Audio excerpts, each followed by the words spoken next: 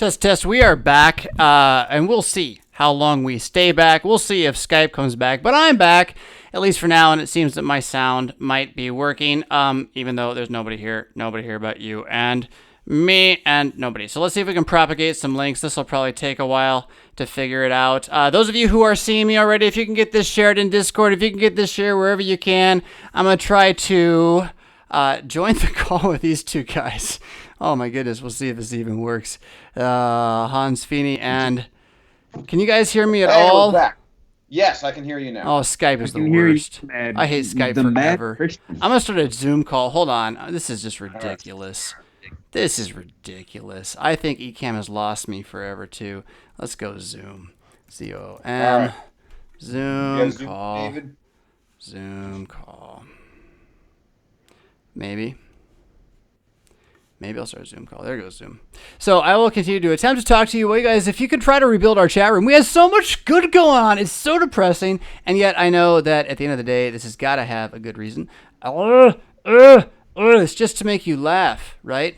You are using computer audio. Invite participants. Copy invite link. All right, Hans and David, I'm putting a link into the Zoom chat for this thing here. Into the Skype chat for a Zoom chat where, if that will ever work, there we go. You guys can join there. I'll try to get that out in the emails as well from earlier, and then when you guys come in, we'll get the desktop going with Zoom. It's already there. Here it is, and it's the hack way. We're hacking live. Once upon a time. So let's see here. I'll be back in just a moment. Maybe. Here it goes. Please? No? Nothing? Admit David Price. Okay, we'll just admit David Price. This.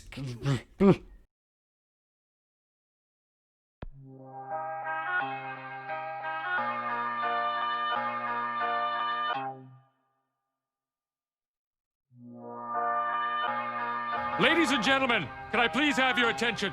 I've just been handed an urgent and horrifying news story, and I need all of you to stop what you're doing and listen.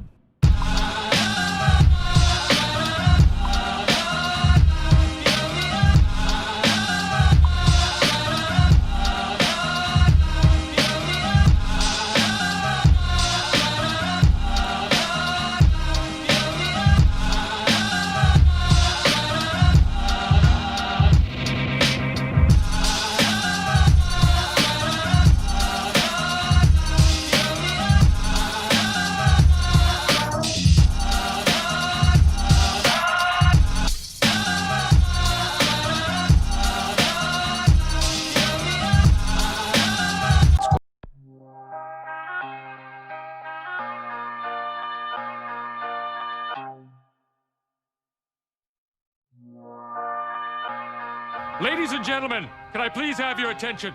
I've just been handed an urgent and horrifying news story, and I need all of you to stop what you're doing and listen.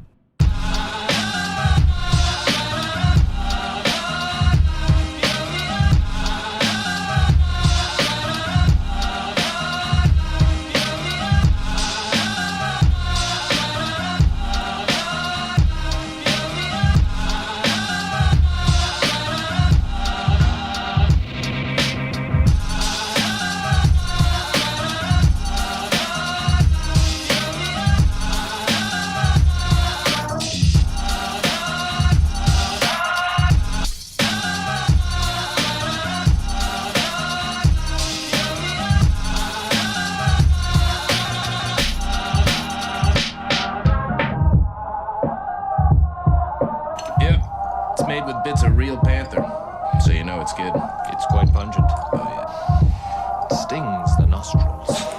In a good way. Yeah. Brian, I'm gonna be honest with you, that smells like pure gasoline. 60% of the time, it works. Every time. That doesn't make sense.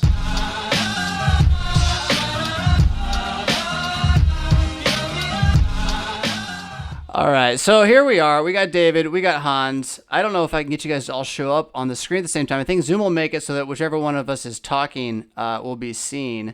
In the meantime, now that I figured out this sound issue, I am going to see if I can get Skype working again while you guys say, hey, what's up? Hello and welcome to life. That's David Preuss. He's a pastor down in Haiti working at the seminary. And then we got Hans Feeney, who I can't make Zoom show you, but he's up in the corner with me way up high on this ridiculously hacked attempt at a live stream. Evening, guys.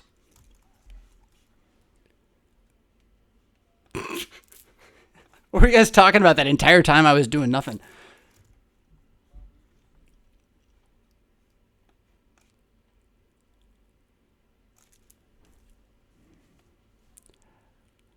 You're good. You're good. Are you guys still on Skype by any chance? All right. Cool. Well, all right. Would you mind, David Preuss, get out of Zoom, try calling me on Skype? I'm going to keep talking to Hans, and we'll see if we can pop it back in the other way. All right, cool. Oh, my goodness. 22 people watching. We had 360 people watching, like right before you called. I know, it's brutal. But nobody else can hear you. Well, we'll fix that when Skype comes, I think. Hang tight. Oh, and there's Brian. He's calling what? Incoming call. Brian. Skype is an evil and sad reality. What are you thinking about the election, Hans? Where are you at? You're in Illinois. It doesn't matter, right? I didn't know that. What part of St. Louis?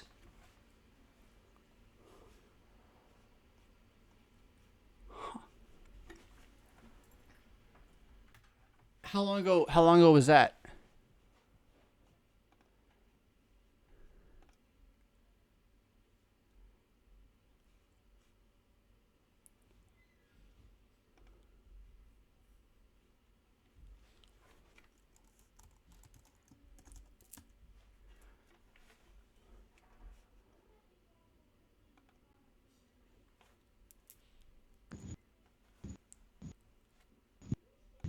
Right. Well, I mean, so what do you mean by that? Everything is okay. What do you think might not be all right? And then no one else can hear you besides me right now, which is unfortunate. We almost have. Yeah. And Dave, I can hear you. Dave is here. Oh wait. Okay. Hey Hans, call back on Skype. Call back on Skype, man. It's gonna work. It's gonna work eventually. Wait, what am I on now? You're on the Skype, David. On the Skype. All right. So let's get that. Yeah, from my own personal experience, I know that David is not that tech savvy. Whatever. I've done everything well. It's just good. World will see some of it and not the rest of it. So. All right. And so I thought, I don't know if I want to go that. About it. I know that it's not coming to one of those in ice, certainly, in the state, but it's not going to go to ice. So I thought, and then I was wondering why people care so much. Why are all those people waiting to in line for something that their vote's not actually going to make it. And I think it's just so much that you want to be a part of it. You want to feel like you did your part to be a part of that civic process. You're bringing all of your anxiety and all your baggage into the voting booth, and whether you're voting because you think Trump is the greatest guy in the world or the best guy in the world, whether you like Biden, kind of all this stuff. It's more of a kind of a coping mechanism for powerlessness in the world. Really, were you able to pick up on any of that, Brian? I had some of that break up on me. Yeah, I got it all, the whole thing. So go on it. Let it respond. So I don't have an answer to that. I just think it's interesting to me. People that voting is, I mean, in terms of in a sort of a utilitarian sense, it's or from an individual sense, it's theater, because your vote is not actually going to determine who the president of the United States is, but you want to take part in the theater, and there's probably a theological application there to that. I don't know what it would be. I'd have to think about it for a moment. I think people get too up in arms about this stuff. you do the best you can. You vote for the sake of your neighbor. Vote for the sake of preserving the life of your neighbor, his well-being, especially for the unborn. But then, beyond that, you leave everything in God's hands. And this is the way I look at things. I would like for President Trump to be elected because I think that would be better for the Christian church in terms of Christians just simply being able to worship according to their consciences. And it would be better, hopefully, long term for the rights of the unborn. But if Biden wins and if things go as badly as some people predict they will, which I don't think would be the case, but if they do, and we end up seeing a lot of persecution of Christians and shutting down of our institutions for refusing to abide by the new dogma of sexuality and human identity, we definitely deserve it. So we definitely deserve to be ground into a fine paste. Can you explain that a little bit more? Like not that I disagree necessarily that I deserve to be ground into a fine paste, but I'd like to hear the details of that. Are you talking about like corporate guilt? Yeah, I mean, Americans spend like $5 billion a year on pornography, and we put 1 million of our children to death every year, and we've had Christians have not been engaged in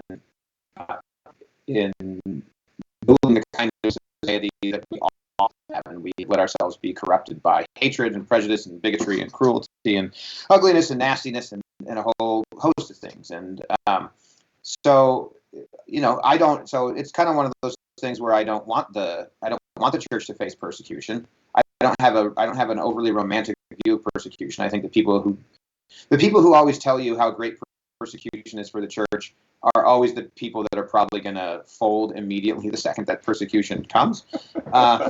So I don't have an overly romantic view of persecution in the church, because like as much as people say, oh, persecution is great for the church because it strengthens people's faith, it also drives a lot of people out of the church. Like the Muslim conquests of northern Africa and the Middle East and stuff were in some ways great for the church, but not great in a lot of ways, and that a lot of people were driven into unbelief.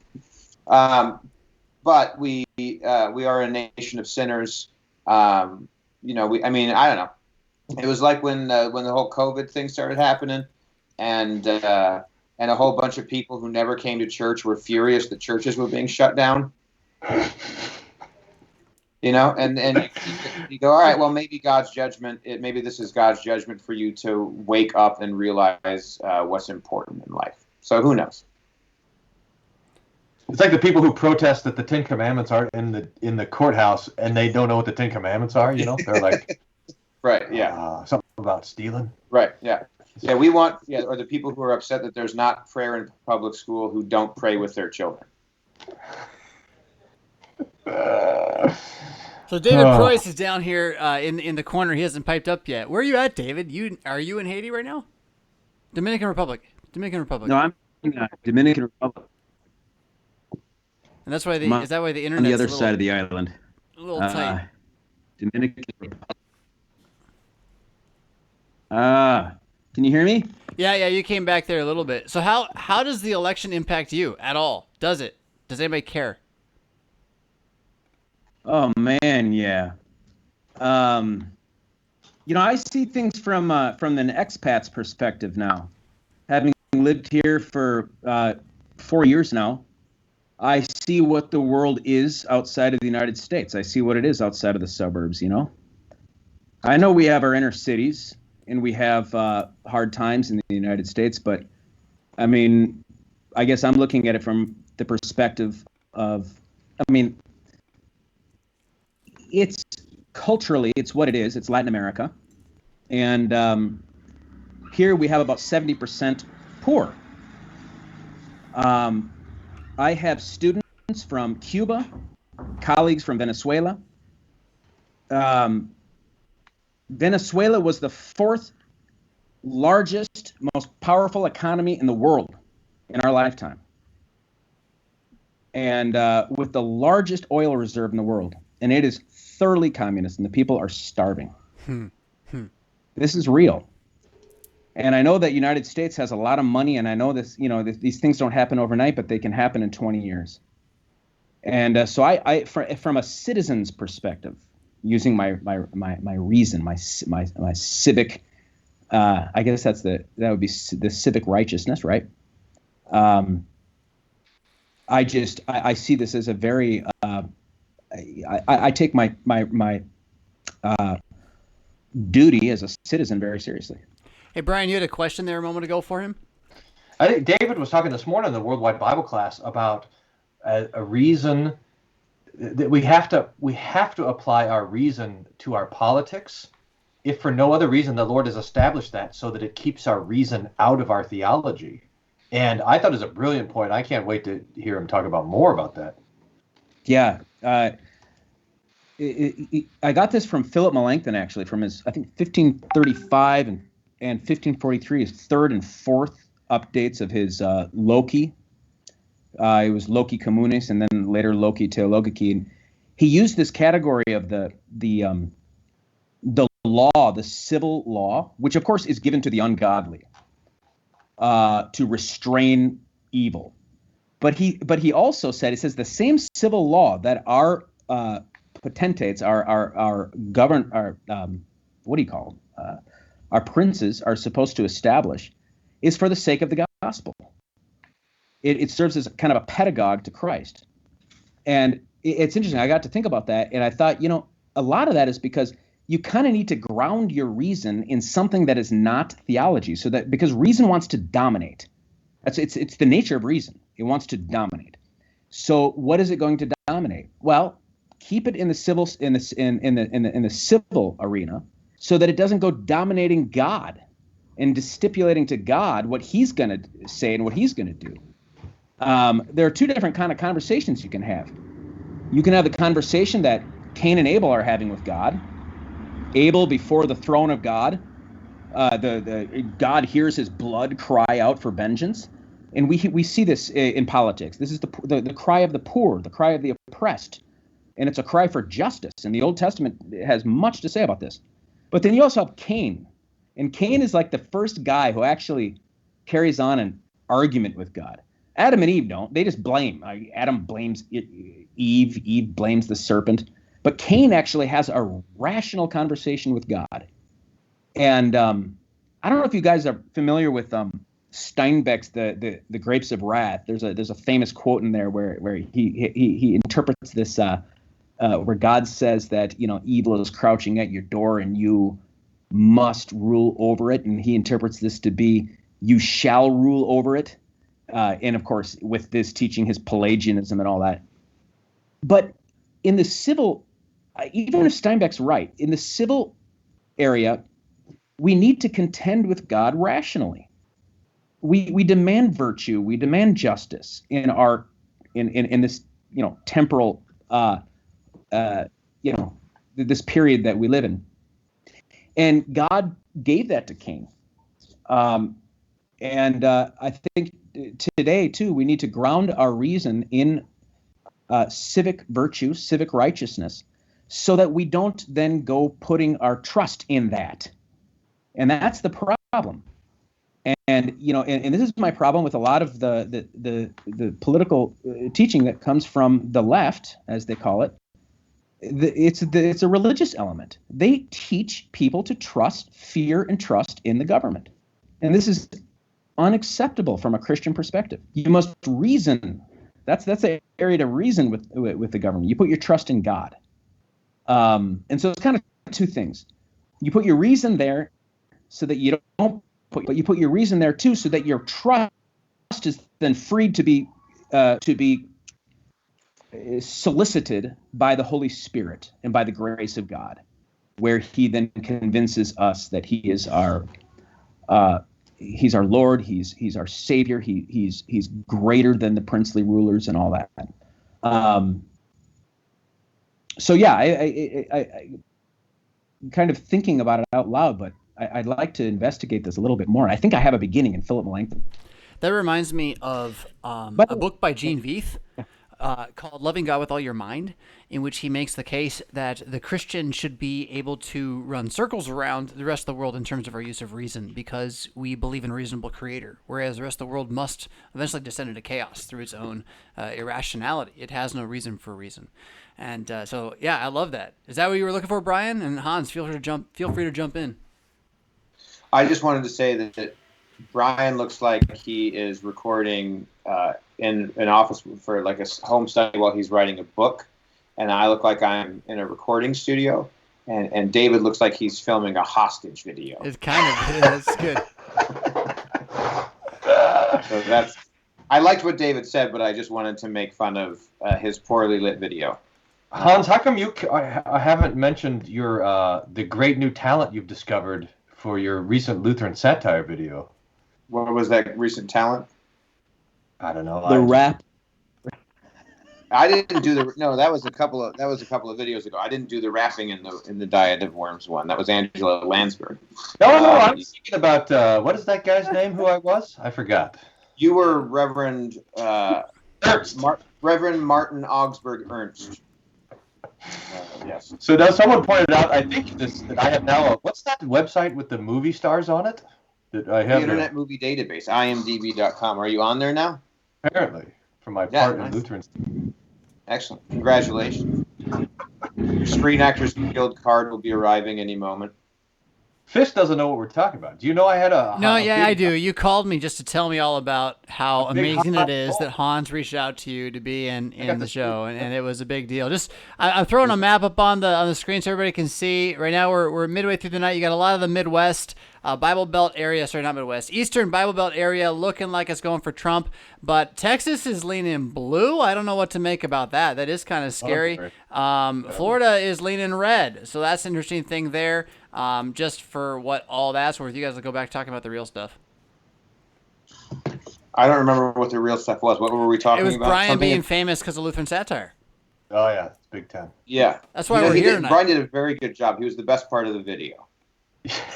Yeah. Hans says, just be yourself. Just be yourself. Conan the Destroyer has a question for Hans. He even paid me $5 to say. He says, Hans, where can I find Reverend Martin Augsburg Ernst's church?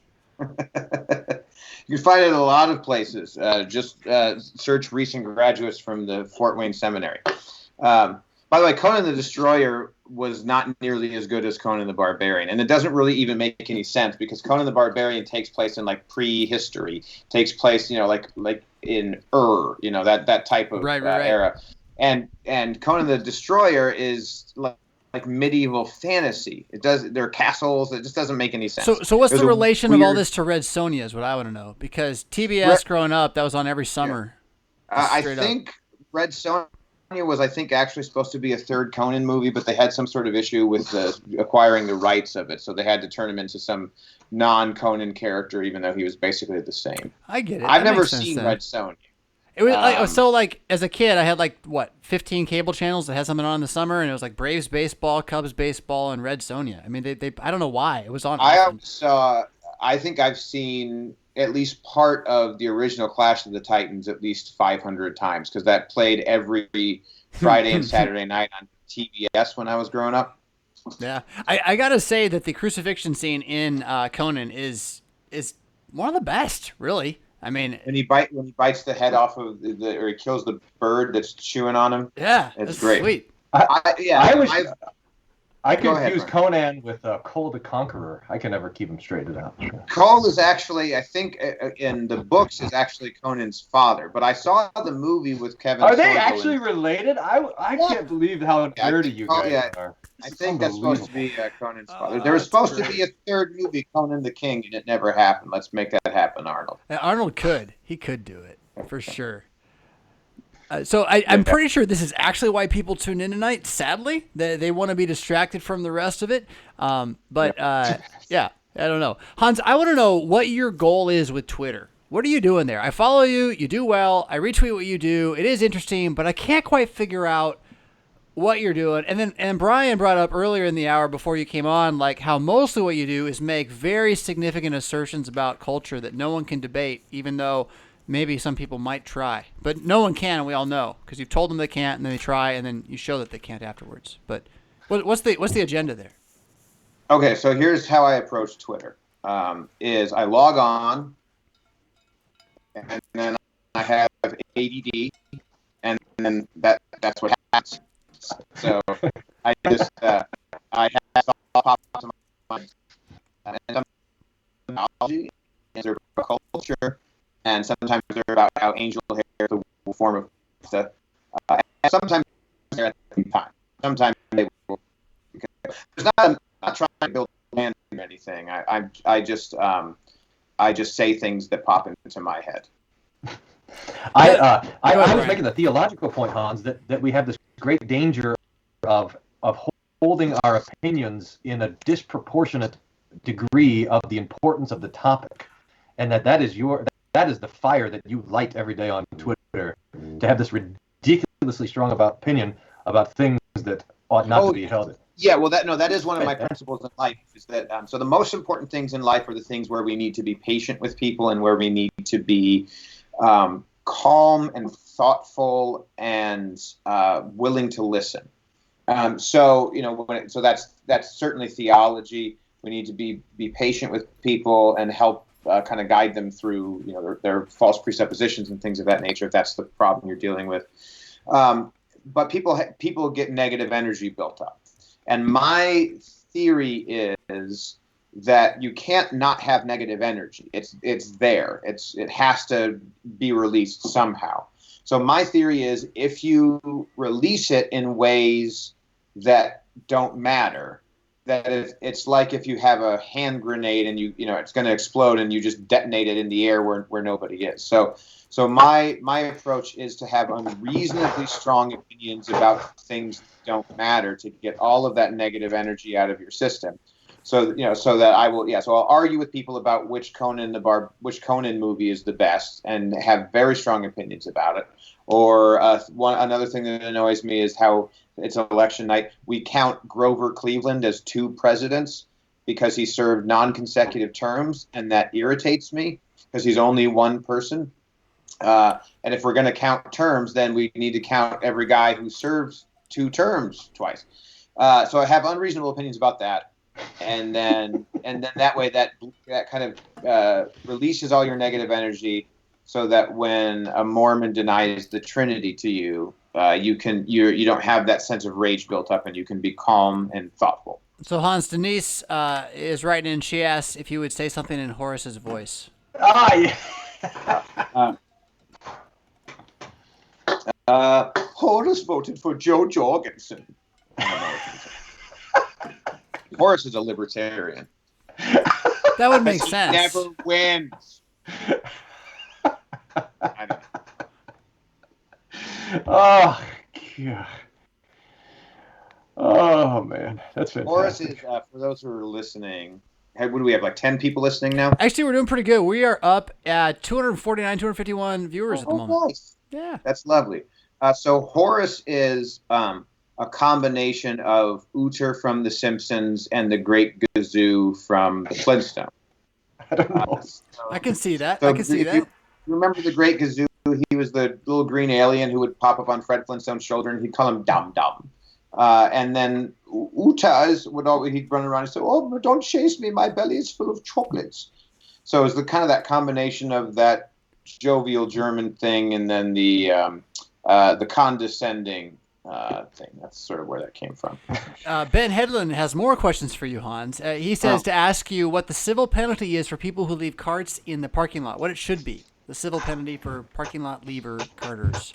None, absolutely. No penalty, because they don't have enough corrals in the parking. When you have to walk like 30 feet to put your cart away, if they want you to put the cart away that bad, build a corral there. It's ridiculous. You don't need all of those spots. I have no penalties for that. Well, I'm offended that someone would think that I was such a legalist, such a fascist, that I would think that. Besides, if people can grab a cart from it's more fun that way. You feel cooler when you grab a cart that's just hanging out in the parking lot. Claire Do has they even pointed have out. shopping carts in the Dominican Republic? Oh yeah, they do, and you have people. They all leave them in the parking lot. Good. It kind of annoys me. I'll be honest. that people leave carts in the parking lot. It's just basic responsibility. You don't have to make figured a that law. out. That's the whole point. Aldi You figured that shouldn't out. have to Just make takes a a law. quarter. Just takes a quarter. Well, hold on. The I'll- corrals are Yeah. the corrals are in the parking lot. So functionally, what is the difference? You already can't. I mean, it's just there are No, you're already right. spots, right? You have And the a other point. thing You is have a too. point. Hans, I have changed my view on this. Good. We'll come back to Kitty. It used to annoy me. It was my passion that converted you. What I wonder is how do they make it to where if you go across the place, it actually locks the wheel? Like there's no batteries or how does that physically happen? How far have like you a been magic. removing? Have you been taking the shopping carts home? I I've never done that. I don't know how I used the shopping cart to deliver the Sunday paper. And I honestly don't remember where that shopping cart came from, but obviously someone took it from the lot of a grocery store. But somehow it ended up in my hands, and it came in very useful to deliver the Sunday paper. I used to have a paper route when I was a kid. This is a great story. I'm really excited to tell you guys this story. All right. I had a paper We're route. gonna give you. Oh We're gonna man, give you hold on. At what level do I need to set my expectations? Yeah, I know. I've already oversold it. So, but I'm going to plow through with the story anyways. So I had a paper route when I was a kid. When I was about 10, 12 years old, something like that. I lived in Connecticut. Had a paper route, and Hold on, Hans. I'm gonna interrupt you. Hans. I'm interrupting you. David Preuss, are you there? So Hans, every time did you just turn your camera off or something by any chance? I did. I don't want to offend people. I'm smoking a cigar. Well, don't worry about it because I'm putting the camera on Hans anyway. Every time you do that, it sends Hans into a clip, and like the first minute of his talking is clipped off. Everyone complains about it, and he finishes right after the punchline's over. So it's not your fault. It's not the cigar's fault. It's Skype's fault. You keep smoking your cigar in good Christian freedom. Right. And Hans, tell your story again because no one wants to miss this one. It's so important. You mentioned before it's like the most overwhelmingly important thing ever. Here we go. I can't wait. Yep. Yeah. I don't want to tell the story now because the moment has passed. The short version of the story is this. I had a paper out.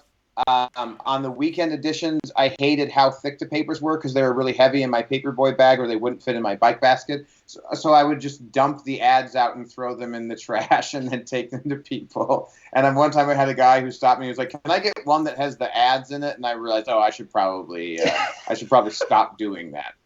That is how that was it. When I moved to college in Fort Collins, Colorado, my freshman year. This is my shopping cart story. We went to get some stuff at the grocery store, and we filled up a shopping cart with all sorts of junk. Me and my roommate Bill, and then we walked out of the grocery store, and we realized that we didn't have a car. We rode our bikes to the grocery store, and we had the shopping cart full of junk. So we went back inside and bought a bundle of twine, and I tied the shopping cart to my bike like a trailer, and rode back to our dorm room with it. And then the result was we had this fantastic laundry basket that everyone used. They would come into our dorm room and grab our shopping cart to use for their laundry. It was great. That's stealing. That's a good story, That's Grandpa stealing. Simpson. Hey, we got a real question here, by the way. As I mentioned, as I call it, Wolf Miller for his sins of his youth. This is a real one though, and a little bit serious. Kitty says this. I have a serious question. I'm a teenage devout Lutheran, and I really want to have a job with the church, but I have ASD. Now, I got to confess some ignorance. I'm not sure I know what that is, but capital ASD, and come off as cold, she says. So I don't think I'll make, it must be a he. I don't think I'll make a good pastor. Are there any professions here for me? So someone thinking about church work, someone who has some issues perhaps with a social interactions, wanting to know how to serve the church in the future. And I mean, I don't know. Church work, is that even a thing in 20 years? That's my crazy. Who wants to jump in? I don't know what ASD is either, but in my experience, there's a great vocation if you love theology but are really bad with people, and it's called being a seminary professor. I'm just kidding. Do we have any seminary professors on the call like tonight? That? What? Antisocial disorder, ASD? What is that? Must be what it is. I think that's right. Yep. I don't know. Autism spectrum. Autism. Okay. No, go ahead, David. No, I think there's a place. That's the thing about the body of Christ, and I learned that because I have 3 different jobs, and it gets overwhelming.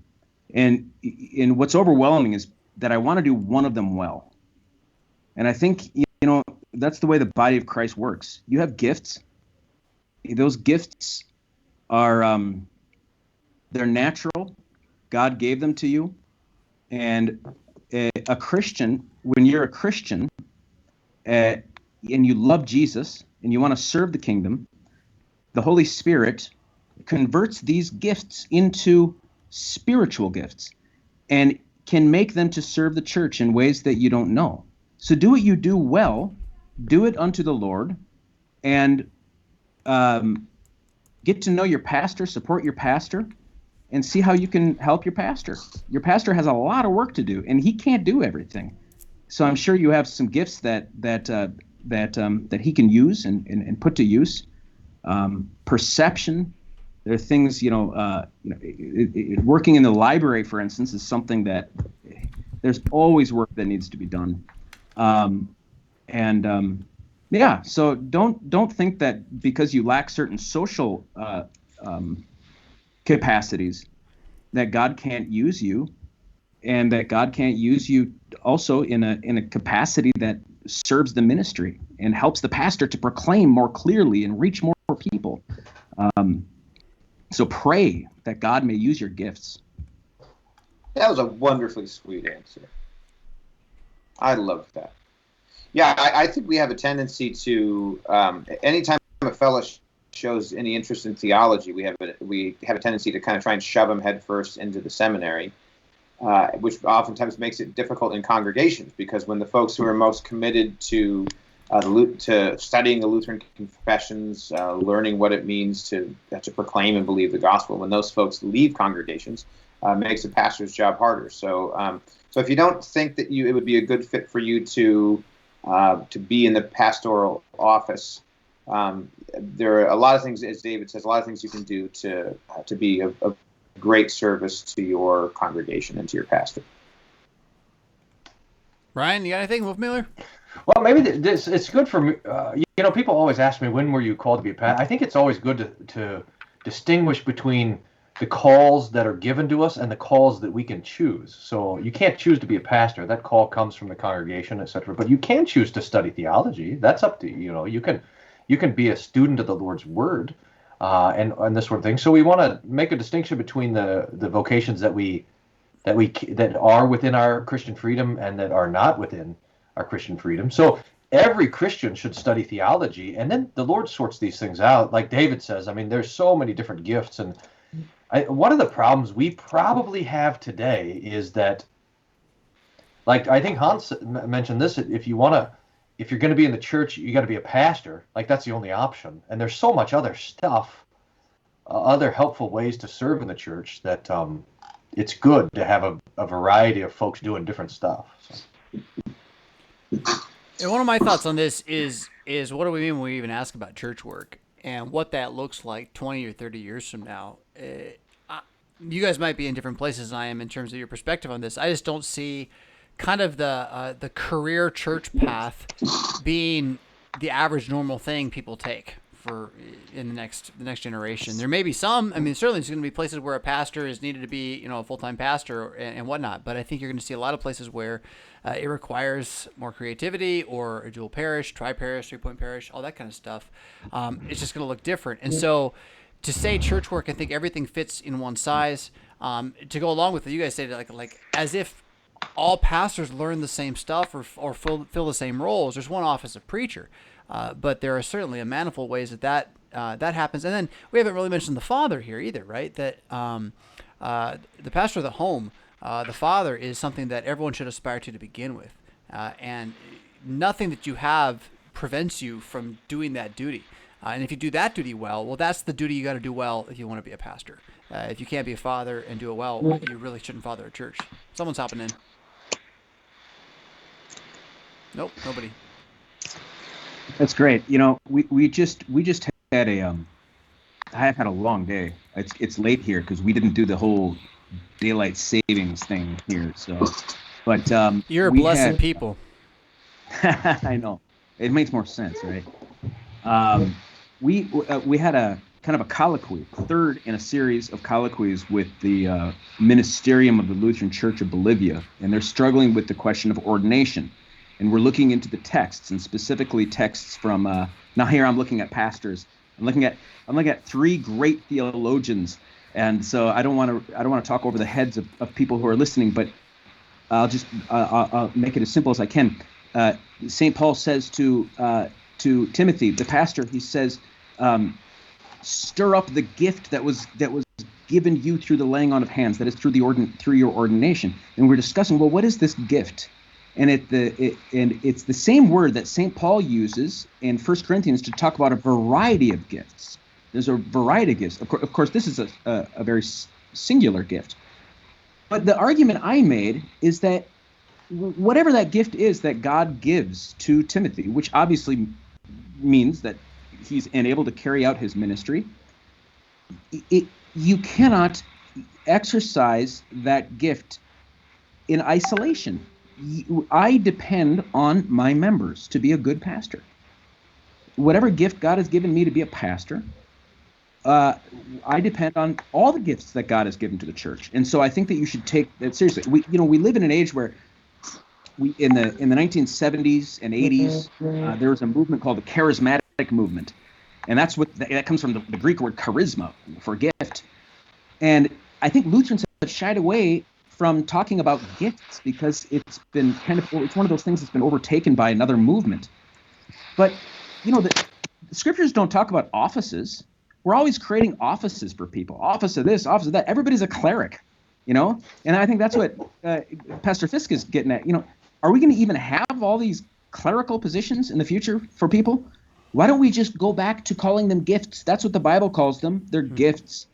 And what I really like about what Pastor Fisk said, and this is, I think, critical, even for pastors, vocation is primary.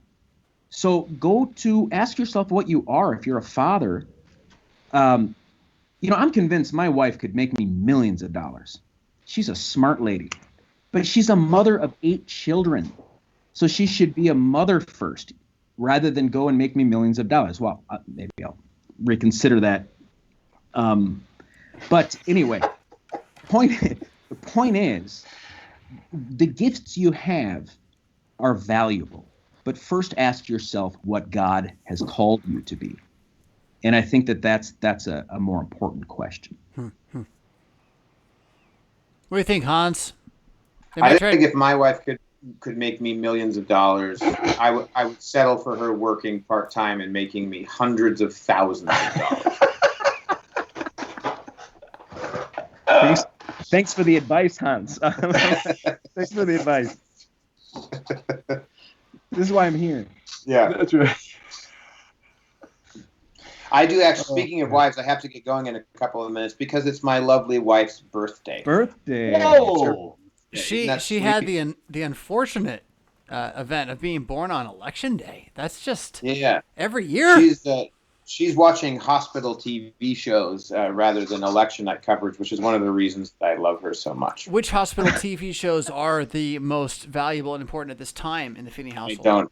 I don't know which one it is. I know it's not Grey's Anatomy, which I think I think that show's still on TV. It's been on for like 400 years. What's not still on TV on some level? The thing I always loved about Grey's Anatomy, I've only seen it a couple times, but was every episode would end with a sort of overly somber ballad cover of some song that I grew up hearing. So sometimes it would be Madonna songs or whatever. And I always figured they would cancel the show after they ran out of songs to do that with. Like having to do a ballad cover of Word Up by Cameo or something like that, then they were like, all right, it's time to pull the plug on this show. You had so many references in that one, you entirely lost me, but it did make me think of St. Elmo's Fire, which is a line in a song that's not called St. Elmo's Fire that is catchy until you listen to it and you realize it's really a depressing song. Are you with me on that, Hans? No, well, St. Elmo, the song was about, this is a thing I know. That the song was written. It was written about some guy who was doing a race of some kind. Like he was in a wheelchair, and this guy wrote the song. It was a song about it. then he had the song, and then they needed a song for St. Elmo's Fire, the movie, and he was like, yeah, we'll put St. Elmo's Fire line in there and make it work. So when he's talking about the wheels, he's not talking about his car. He's talking about his wheelchair. Yeah, I believe so. I believe that's correct. Okay, I have to re-listen to that song, man. That's interesting. That's real. I didn't know that. Do the Joe Rogan thing where you look it up. Yeah. I need a guy who does that for me. But I don't even know enough about what you guys are talking about to look it up. I know. There's a song that like got clipped for some '80s hospital TV show, and it's kind of catchy. And I can't remember if somebody covered it. I've been listening to it recently, and so I brought it up. And then, of course, Hans knows it because, I mean, he is the human encyclopedia of pop knowledge. It's kind of scary. It's okay. So it's a song by John Parr, don't you guys talk amongst yourselves? I'm gonna read. Okay, so Hans is gonna go do some detail work. A new article for the Federalist has been born right now. Man in Motion. Man in Motion is the name of the song. From Rithner, it says this here. So Hans, but you said you gotta go, man. So you're gonna do research now instead of leave? Yes. I'm gonna. Yes. Well, I said I had to go in a couple of minutes. No, my wife has her birthday, but let me look at the story of. Hold on, I'm gonna figure this out. Someone wants you to sing the song. The song itself is about a Canadian athlete named Rick Hansen who was paralyzed from the waist down after a car crash when he was 15. There we go. See, I knew a thing. All right, I'm going to go wish my wife a happy birthday. Love you guys. Yeah, great to see you. Thanks, Hans. It's been a blast, man. Appreciate it. My pleasure. Talk to you later. Hans. Hey, Wolf Miller, someone just pointed out something in the comments that I think is possibly right, which is that maybe your red mic is not picking up the sound. I think that's true. I think I have failed you. I could have called that earlier if my world wasn't falling apart with, like, this computer's crashing and Let me see if I can adjust it. Let me see if I can change it. Yeah. You're all good. So, let's see here. What's up, David? Last time you and I talked, it was Fort Wayne Symposia. That'd be 2018? No, that'd be 2019 Fort Wayne Symposia, I think. Because you weren't there in 2020. Uh-oh. I don't remember. There you are. Yeah, I interviewed you for my podcast. All I know is all I know is it was the day after I saw you at that house on Fort Wayne campus. We were up. Everybody was up really late. Was that where they brought all the cigars from, like, somewhere in the South? Dominican. Yeah. That's right. That was. Yeah. Yeah, that was fun. That was great. It was. They let us smoke in the on-campus housing. I think they were going to tear it down or gut it right after that or something, I guess. I don't know. Hey, Brian, in Wingfield's old house. Really? It was, yeah, and it was kind of stupid. They're like, oh, we're going to smoke in Wingfield's house. I remember he was the big health nut. Yeah. That's something ironic about that. That is something ironic. Although, a temple needs to be filled with incense. So what are you looking up over there? Oh, you're working on the mic. I don't want to, keep you on that. I don't know if it's working or not. What's going on down in Haiti? I can't believe I keep doing that to you, David. You know why? Is because I'm connected with another group that does do stuff in Haiti, just through conversation and networking, similar to that, about the level I am with you. And for whatever reason, I can't separate the two. You're on the same island, so I guess there is that. But yeah, and my associate pastor is Haitian. I just spent the day with him, or we did a funeral together today, and Haitians are awesome, man. They're like superhuman people.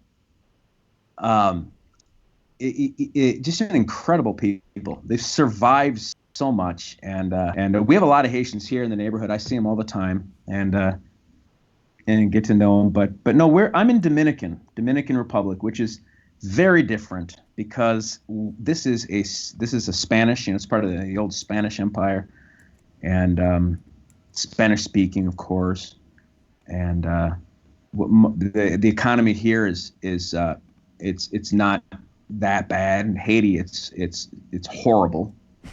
So a lot of Haitians come here for work, and but no, it's fine. This whole COVID thing's been difficult. That's another thing that got me going on this whole civil, what do I call it, civic righteousness kind of thing. It's the civil use of reason. Is here, people don't question.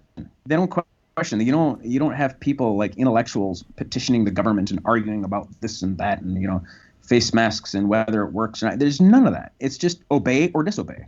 It's one or the other. And so you just have a lot of the law is forceful, and it isn't really something you negotiate with.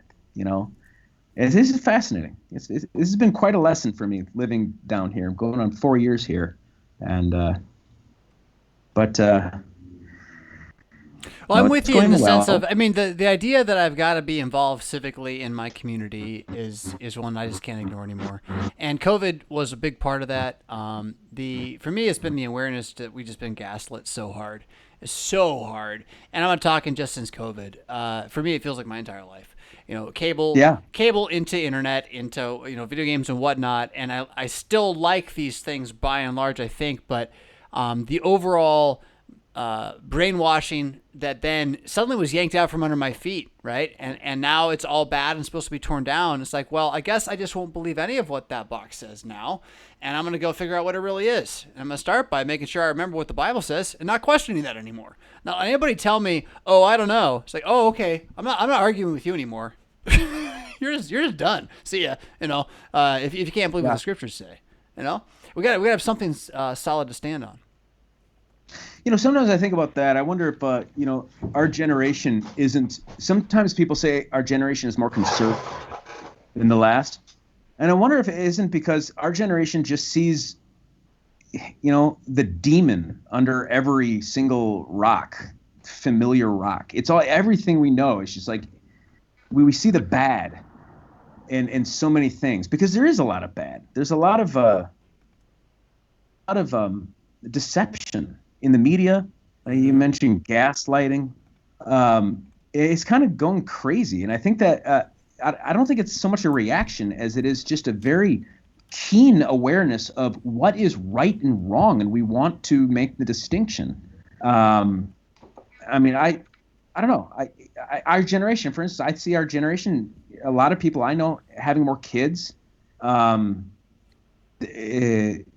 just, I don't know, more conservative, I guess is the word. I'd like to think that's true. I'm not sure I see it all over the place, but then again, I don't know because what you hear in the news, what you see represented in terms of, look, here's the youth, here's the 20-year-old demographic, look at what they're doing. Mm-hmm. Well, that's all someone's photo that they did, and they took pictures and they told you what it meant, and they, I just don't know anymore, right? I just don't know. And I feel like some sort of science denier, like a flat earther. I'm not quite that far off the deep end. But what's up with the flat earth thing? Oh, so I don't know. It's been around for a couple of years. Earth is round?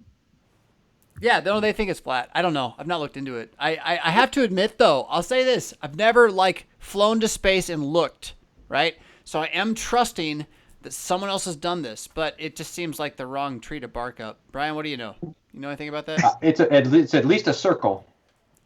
You would think, right? Yeah. That direction looks just as far away as the other direction, so it's got to be a circle. Oh, here's my question: If I get in a plane loaded, with gasoline and all that stuff, and I fly east, and I keep on going, provided I have enough gasoline, right? And I keep on going. Am I going to fly off the face of the earth, or am I going to come around to where I am? That's my question. Says the flat earth Fisk. What do you say? I don't know because I'm not a flat earther.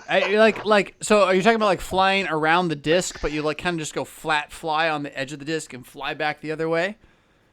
We're really discussing a flat earth here on the Mad Christian channel on this election night because David Preuss, a missionary, mind you, to the Dominican Republic, has brought up the very concerning topic of the shape of the planet. And Wolfmiller has not helped us. He hasn't jumped in and defended us against this madness, this crazy kind of talk. What is going on? Flammy is sending me texts like, what's going on with Texas? And I'm just waiting for this. It's just crazy. If Texas would stay blue, that'd be really wild. That is really something. But I don't know. I'm looking at Twitter here too, and this is a completely different topic. But Virginia's been called on the site I'm looking at for Biden. But now here we see people reporting Trump has a lead of 300,000 in Virginia despite it being called for Biden with 36% reporting. So the thing is, the misinformation campaign has probably already begun. And any standard polling results that are calling things with only 30% of polls reporting are doing what they did last time around, if that makes sense. And it's just, we're going to have to wait. We're going to have to wait maybe weeks, it would seem, according to some prospects. Yeeks. So tell Fleming to get back in here and chat with us. We need more people in here. On the flat Earth business, it's just I'm sorry, I gotta laugh. Hold that thought, Brian. Don't lose it. But just so you know, Annabelle has beat us all. She said it's not flat. There are mountains, and so we all lose. Go ahead, Brian. You had a good point. It shows how there's so much distrust for science. This is so everyone is very nervous of the scientific consensus, and so this sort of the conspiracy theory minded is it's a wild phenomenon, and the internet has really sort of expanded it because it's the same sort of thing. I remember looking in college, someone was trying to convince me that we never landed on the moon, and this is one of these big things now that you got to go in there and they're showing you all the pictures and all the proof and everything else like this. I mean, it helped that the same guy that was trying to prove that was also the guy who thought that the revelation given to St. John was a guy who was tripping on mushrooms. Right. Right. Joe Rogan in both counts, by the way. Oh, really? Yeah. Oh, yeah, for sure. Really? Oh, yeah. Really?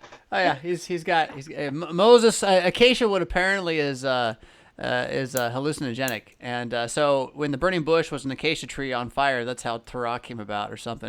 It's a bit irreverent, I must say, kind of slightly one-sided historical look at the thing, but Rogan's Rogan. He does what he does.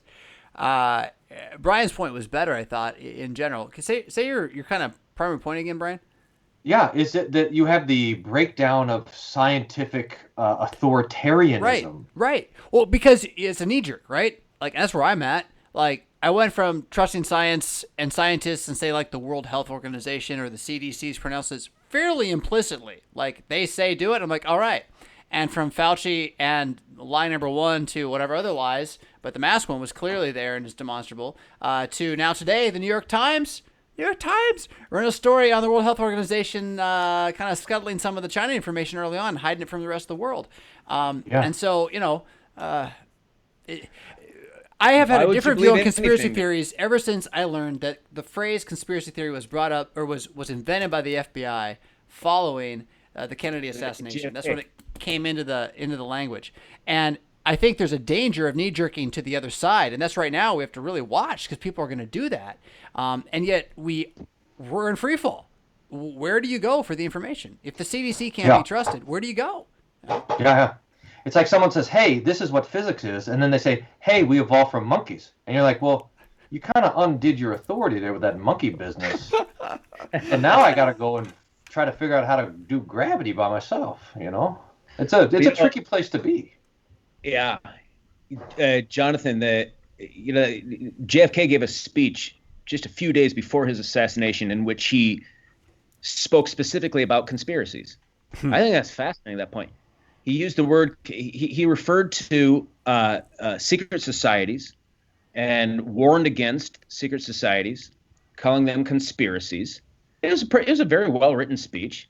It was probably the last time you heard a politician refer to his opposition as conspirators, because now you're just a kook if you believe in that.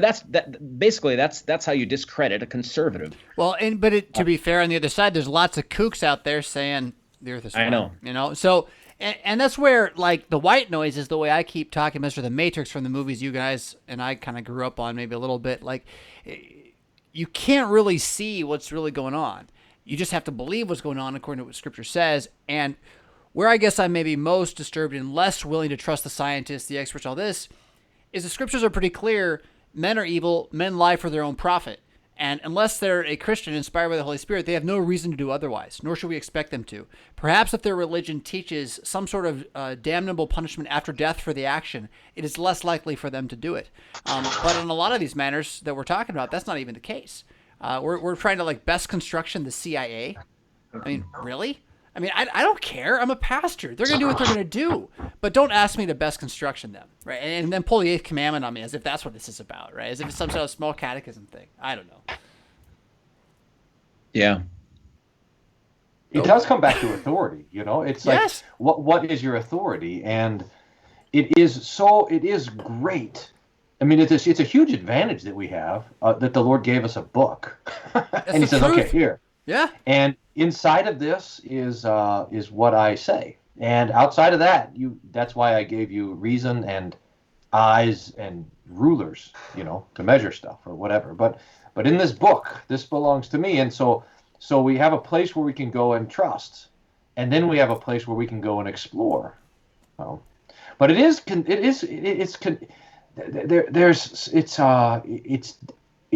disconcerting, the life that conspiracy theories have on the internet, and I don't think that's healthy for our conversation. I'm trying to let Kuntz get in on here, so I'm distracted by doing that. I agree, because the impact that the internet has on the conversation in the church in general is overwhelming. This is only an extension of what, say, cable news or tech or radio or printing press all the way back continues to change or impact or force the church into conversations that we aren't necessarily ready to have. And this is where the idea that the TV in the home as a teacher is something we just haven't wrestled with nearly enough. It looks like we got Kuntz is here. And then Preuss, you went away and back, but I think we're all in. Dr. Adam Kuntz from Concordia Seminary, Fort Wayne, Indiana, joining us this evening. I don't know if you've met David Preuss. He's doctor down in the Dominican Republic at Concordia. Is it Concordia Lutheran Seminary, David? Yeah, we're called Concordia Seminary, the Reformer. The Reformer. There you go. Awesome. And then Brian Wolfmueller, face you probably recognize there. So welcome back. We're talking about conspiracy theories, of all things, and how they're good and bad, and flat Earth and whatnot. Do you know anything about flat Earth, Adam? Just that it's totally true. Besides that, no. Did a man land on the moon? Not as far as I know. We're all on the same page, right? That is a page I've been trying to stay away from for a long time. That's right. You guys are pulling Wolfmueller where you don't want to go. I already said earlier, no one's opinion is anything but their own on this show, and that's what we got to get used to on the internet. You can't get too mad about it. So. Yeah, let her fly. Are we talking? Were you actually talking about flat Earth? Yes. Okay. Preuss brought it up as a question, and he asked me what I knew about it, and I don't know much other than that I'm pretty sure I don't agree with it, but I can't really answer that. I think it's like kind of obviously started as a meme, but it's grown way beyond that. It's not like people in antiquity actually thought, most of them, that the Earth was flat. That's how you get the Greeks calculating the circumference of the Earth, because they think it's a sphere, but I think a lot of people get duped into that, kind of like we had a lot of folks that wanted to affirm a non-Copernican universe because it seemed like it agreed with the Bible better than saying that the sun was at the center of the solar system, so I think it's kind of the same issue, at least for Christians. For non-Christians, I think it's just they ran too far with a meme. So on the conspiracy idea, though, we're wrestling with we're at a point in history where you have to admit that they're there, that there are evil men lying, doing things, and yet how do you prevent yourself from knee-jerk reacting to the point of there is no truth? There is no science. We'll never go to the doctor again. No blood transfusions. That's been done before too, right? We have history of that. So, how do you draw a middle line in this? Middle, I don't know, man. Because you're dealing with conspiracy theories are going to blossom where distrust blossoms, and distrust is absolutely everywhere. So it's kind of hard to find anything else. Of course they're going to be. If you look at Russiagate is just a leftist version of a conspiracy theory, so it's not condemned by the media, but it's the same. It operates in the same way that conspiracy theories on the right operate, or kind of non-political in a technical sense, right? Stuff like, well, we didn't land on the moon, or implying the moon is real, implying Right? Like there, you can go as deep as you want depending on how much you want to distrust. And of course, there's tons of distrust everywhere. That's it. So then where do you start? I mean, I say the Bible, right? But I mean, Sure. Right. Well, I think like an individual person on the internet, it's so obviously case by case by case, and what do you actually care about? But as far as the church goes, it's not like the church needs to be as desperately shaken as whatever society it's in is shaken, right? I mean, obviously we're going to be affected by what's going on around us, but it's not like we have to have those levels of distrust. I think we get those levels of distrust when we're not actually capable of, what Paul refers to as plain speaking, which is what citizens do in, ancient Athens with each other. They will actually say what is going on. If the church can't do that, then obviously we're going to end up like the world, and we're all going to distrust each other, Brian, David? It's a brilliant point. I mean, I don't know.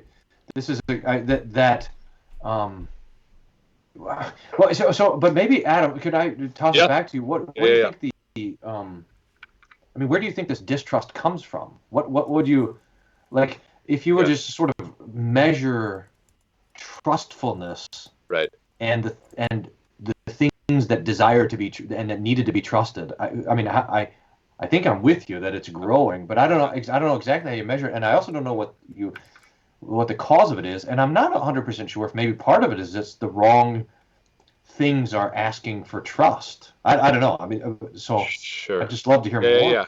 Yeah. I think wrong things, like obviously, like who actually loves CNN? Like people believe CNN, but who loves CNN? So I think there's an element of maybe love, and I don't mean that in like some kind of like mushy way. It's not necessarily emotional, but like something you would die for, or something that really matters to you. And so much of people's daily life doesn't touch those parts of their lives at all, right? Their daily life is kind of like a grinding routine, and then there's entertainment, and then you chill out, and then the day is over. So like if your life is composed of those things and you're constantly isolated, so that's going to drive more and more kind of like the word that's coming to mind is sociopathic, basically sociopathic behavior, because what I'm looking like when I look at another person, I'm not only uninterested, I also just like don't even know where you're coming from. That's got to be part of it. But I mean, when you talk about things that are asking for trust that don't deserve trust, obviously we could talk about the media or lots of other stuff. Pastor John Bamaro, Dr. John Bamaro just joined us. He is recently, where'd you move into, Montana? Is that correct? I'm in North Idaho. North Idaho, and formerly working in the Pentagon as an assistant to the chaplain program there. I don't know if you've met Dr. Adam Kuntz, Pastor Brian Wolfmueller, and then I just lost the picture of our other guest. Where'd he go? Dr. David Preuss, seminary professor down in the Dominican Republic. So we're all talking about conspiracy theories, their dangers, their necessities, the end of experts, science, distrust, and its impact on the church. So feel free to jump in whenever you want, and I'll let the other guys just kind of continue as we go. Thank you very much. So does that make sense, Brian, or did I gloss over something? No, it makes total sense. I'm not sure. There's got to be something. I mean, maybe there's still a gap to build. I mean, just to the sinful flesh, or to maybe our propensity towards enthusiasm, or the fact that we're always curved in on ourselves. But it seems like that the sinner. How would you say it? That the sinner in isolation is going to be grabbing onto things for the sake of survival. Yeah. So thus the sort of idolatrous instinct. And so we would have a natural propensity to grab on to sort of the settled consensus. And so maybe toss this out, is because I've been thinking a lot about some of the temptations that come along with indulgence, or with, what is it when a culture has too much stuff? Death. Well, yeah, affluence. That's what I. So there's particular temptations that come along with affluence. Yeah. And maybe that's one of them. I mean, is that when sort of survival is not the ultimate question, but there's this, so that now, like, investing in entertainment becomes a possibility, and that natural inclination towards a group think or towards a consensus worldview starts to break down, that affluence kind of cracks the way open for that. I don't know. I'm just sort of spitballing out loud here, but I don't know. I mean, I don't want to defend groupthink as such, because I think, like, when we had, and I see this nostalgia in people, like, oh, I remember when the news just reported the news. Yeah, okay, but I mean, they got us into 2 world wars by just reporting the news. Like, so it's not like it was, or also the Spanish-American War. So it's not like there was a golden time in which the media wasn't also sinful, right? So it's kind of like, the thing that I wonder about is, like, okay, what changed from anecdotally people can remember a time when more doors at least, were unlocked, all the time. And now, like, more and more and more doors are locked on my car, on my house, on my whatever, like, so we're talking about something that is sin, but it's at a collective level at the least, right? Maybe, probably also individual, but there's something collectively going on where even just in public, we're, like, uncomfortable with each other and don't know what to say a lot of the time. So something that I've been wrestling with as I think about how my brain has been formed by media for 40 years without my consent. Right, is how I've been formed to believe a certain mythology, and that in one sense, the news organizations that we have trusted since at least Vietnam, if not sooner than before that, to be telling us what the truth is about our reality, it's a mythology. It's a religious mythology. Bombaro, I jumped over you there. I'm sorry to do that because I really want you to jump in. I was just thinking about, theologically, we speak about structural sin and how sin permeates all the structures of society. But that's not to offer an excuse to individuals, because individuals comprise collectively society. So we're still talking about the corruption of the human heart, and also looking for, what are we looking for? Self-justification. Media gives us narratives for self-justification. Politics give us narratives for self-justification. And really, all of this is wonderful distraction away from the only thing that can possibly justify us. That's something outside of us, representing us and substituting for us on our behalf. And so I see the structural sin, and there's really no turn from it. This is why we implement, a tripartite government in order to try to mitigate the structural sin that's inbuilt and utterly inescapable. It was John Witherspoon, who happened to be a Calvinist from the University of Edinburgh, who had come over to Princeton and said, you know what, we really need to have 3 parts of government here, because everyone will be looking out for self-interest, and therefore holding a check and providing balances over against the other as we're invested in self-interest. Again, all of this is about a narrative of self-justification. The church itself, however, is not to operate that way. It's supposed to be a different spirit, a disposition of selflessness. And this really can only come from acknowledging that there is really only one sovereign in the world, and that's our Lord.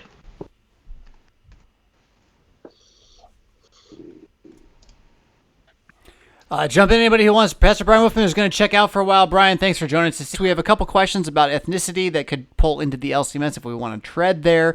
We got Chris Roseborough watching. I'm trying to convince him to jump in and chat. But again, I can go check on politics on my Twitter feed, but that's not reliable either. So 3-part government, John Bombaro. My question is, does it even work? I mean, is it working at all? I'm going to take a phone call from Roseborough on the phone. You guys chat. Not when it breaks down in the way in which, for instance, the legislative branch starts to operate like, the judicial branch begins to operate like a legislative branch. That becomes highly problematic. Right. Here's another topic. We can talk about that space we envy at Brian Wolfmueller's. Wouldn't you guys just like to sit in those orange chairs and sip pina coladas and We're talking about pina coladas and sitting in Brian Wolfmueller's lair. And that is that. His Hi, library is David. a beautiful Good to see you. place. Sorry, David, I talked over you twice. What was that? No, that's a fact. That's what we were talking about. And like we were talking about flat Earth before. Well, okay. So I promised Kuntz, though, that we would have something substantial to say about why Christians should be watching not only tonight the election and caring about that, and we've talked about that on and off throughout the evening, but why they should have a care for several pastors, and in this case, guys who have taught at seminary or collegiate level, Christians. Why should they care about your opinions? Is this something we should even be doing? This is definitely not the way the Lutherans have normally done tonight, right? And I think we need more of this. So do you agree? You're here? No. Yeah. I mean, I think that the way that we functioned as Lutherans was based on, and it was, sometimes it seems like the only thing that the early LCMS actually liked about America was that there was religious liberty. This is obviously prior to a lot of the sort of financial and legal entanglements that we have with various levels of government at this point, with the tax system and things like that, things that we've gone to the Supreme Court over. So we're basically left totally alone to do whatever we want. So within the group, sociologically, pastors and especially people like Walther, Franz Pieper, are going to function in a way that for our group, which wasn't all that politically active, different from, say, Irish immigrants, or they function kind of like a political boss, but to lead the group in this way as a church. There's a way in which that stopped making sense as we kind of mainstreamed. I think that, and in that, I think kind of cutting ourselves off from being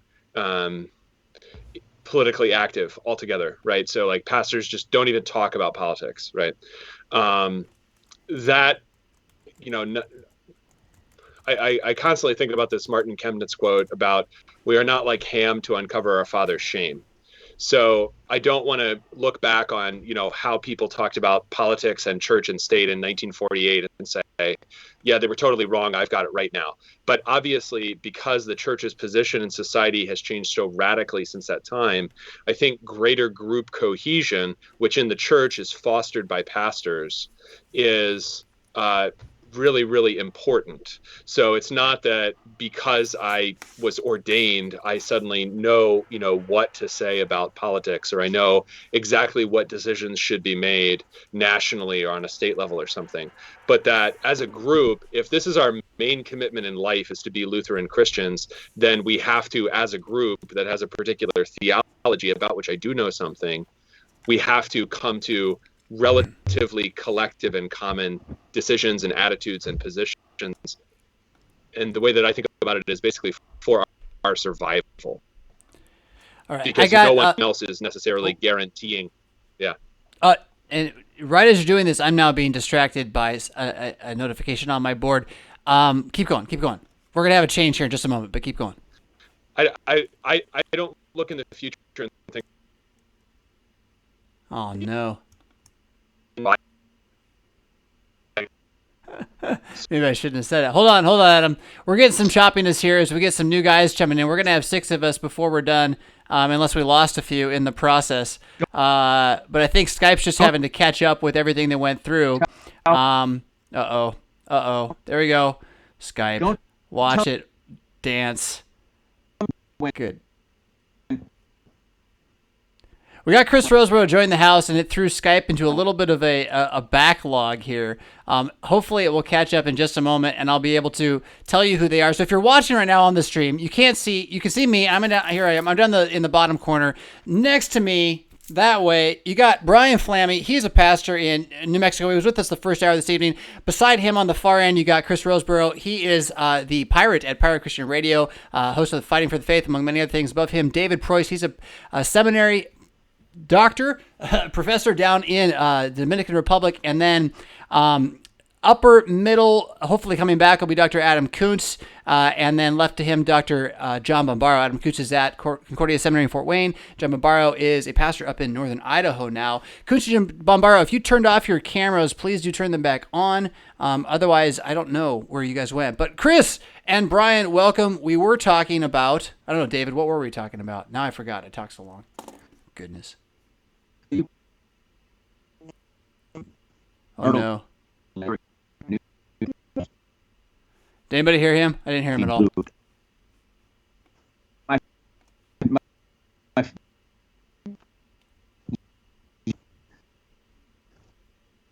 No bueno. Chris, can I hear you? Talk to me, Chris. Yeah, it's too much. So what I'm going to do is I'm going to kick... Let's see. I'm going to kick off somebody to try to make this thing slow down. Skype can't take it. Yeah, Flammy, you can take off for me? I'd like to get... Yeah, I can't even get to the app to knock you out. So there you go. Oh, Bombaro left, and now everything's fine. God bless Bombaro. I wanted him back in. There goes Flammy. Adam, can you hear me? Yeah, can you hear me? I can. You're fine. Chris, talk. All right, cool. Must be like 4 guys. I'm here. What would you like me to talk about? Anything. I was just going to make sure David can be heard too now. David, you there? Yeah. Can you hear me? Yeah, I can. So, Adam, you had some really good points before this about something, and then Chris came in, and I wanted to shift it to him and you and keep talking about this. And I know Bombaro has something to reply to, so anyhow, we're here. Let's chat. We were talking about why we're even doing this. That is not to be too meta about the whole thing, but I don't think that pastors refusing to discuss our political situation, not necessarily which counties are going to go red or blue, what do I know about that? But that if our deepest identity going forward in an uncertain future is as Lutheran Christians, then we who do know something about theology are responsible, I think, for giving the group a sense of where we're going and what we're doing and what we're about and how we can make it, together. Because I think that as opposed to, say, 1948 or 1848, the environment is not really conducive to us just doing our own thing and being totally left alone, much less being fostered, as maybe we were in the 1950s by a lot of factors. What do you think, Chris? You come from a very different perspective into the LCMS. So does Adam, though. He comes from outside. So what do you think?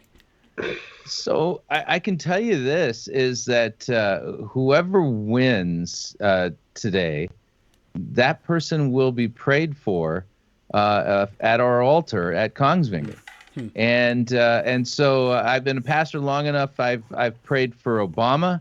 I've prayed for Trump.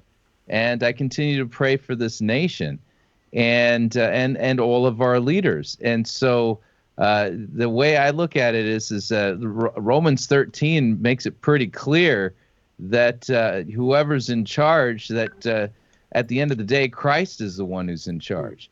So and if I'm knowing my history right, I mean, I'm pretty certain that Paul wrote Romans when a Roman emperor was actually in charge of things, and it may have even been Nero, and talk about a lousy emperor as emperors go.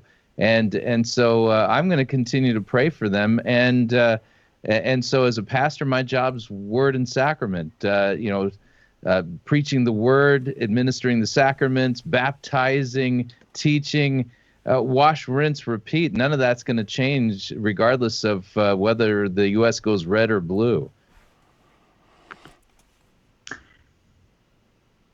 Jump in, David. Go for it.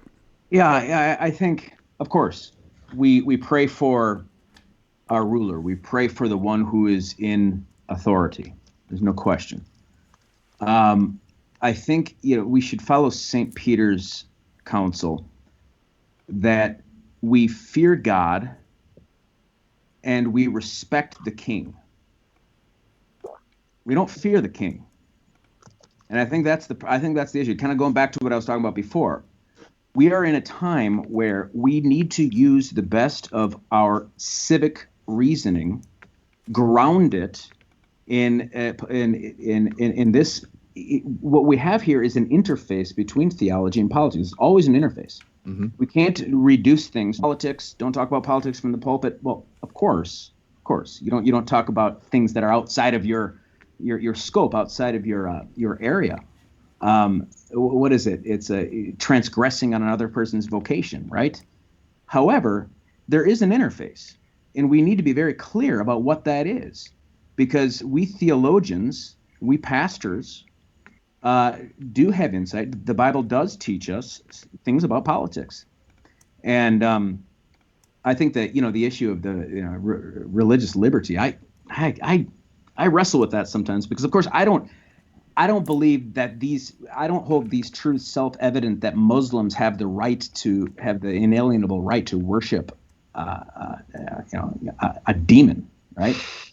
However, I do believe in a reasonable. I believe that there is within the scope of reason that we ought to speak clearly about what the government is, what the government should do, and the government ought to uphold virtue. The government ought to serve the family, ought to reflect the family. House fathers should stand up and speak confidently, and pastors ought to tell house fathers to stand up and speak confidently concerning the duties of the government. That's one of the places I got loudest this summer was when the Black Lives Matters information came out showing their platform rejecting fatherhood, right, and just decrying it straight out. It's like, okay, I gotta say that's wrong at a certain point. I can't just let that one fly by, even though I'm totally with you, Chris. Like next Sunday, nothing's changing. We're the same church we were, right? We're still gonna say fatherhood's good. We're still gonna say killing babies is bad. It's kind of what we're gonna do, right? No matter what. Right. Yeah, and so understand this then, is that, so I teach several catechism classes a week, and I find it fascinating that over and again that when we get to Sixth Commandment, I find that all of a sudden it sounds like I'm teaching something political, but I'm not. When I open up Genesis 2 and Genesis 1, and it says God created them male and female in the image of God, he created them. You're going to note that all of a sudden that's become a political statement, but it isn't. It's a statement of truth. And so you're going to note that there's no way for us to avoid the appearance of being overtly political. But in reality, it's not about politics. We've got a problem, and that is that humanity is so steeped in sin that they refuse to accept the fact that God made them male or female, and they want to have total self-determination, like the devil, in determining who they are and what they are. And so when we say, no, God created you male or God created you female, deal with it, and it's sinful for you to do otherwise, that it sounds political, but it's not. That's just basically a matter of this is what God's word says, and this is an objective reality. And so you'll note that the interface changes and is becoming a very pitched battle. But the important thing we do in this situation is we hold the line and we say to the state, no, you don't have the right to say that an 8-year-old kid can change his gender because God made him that.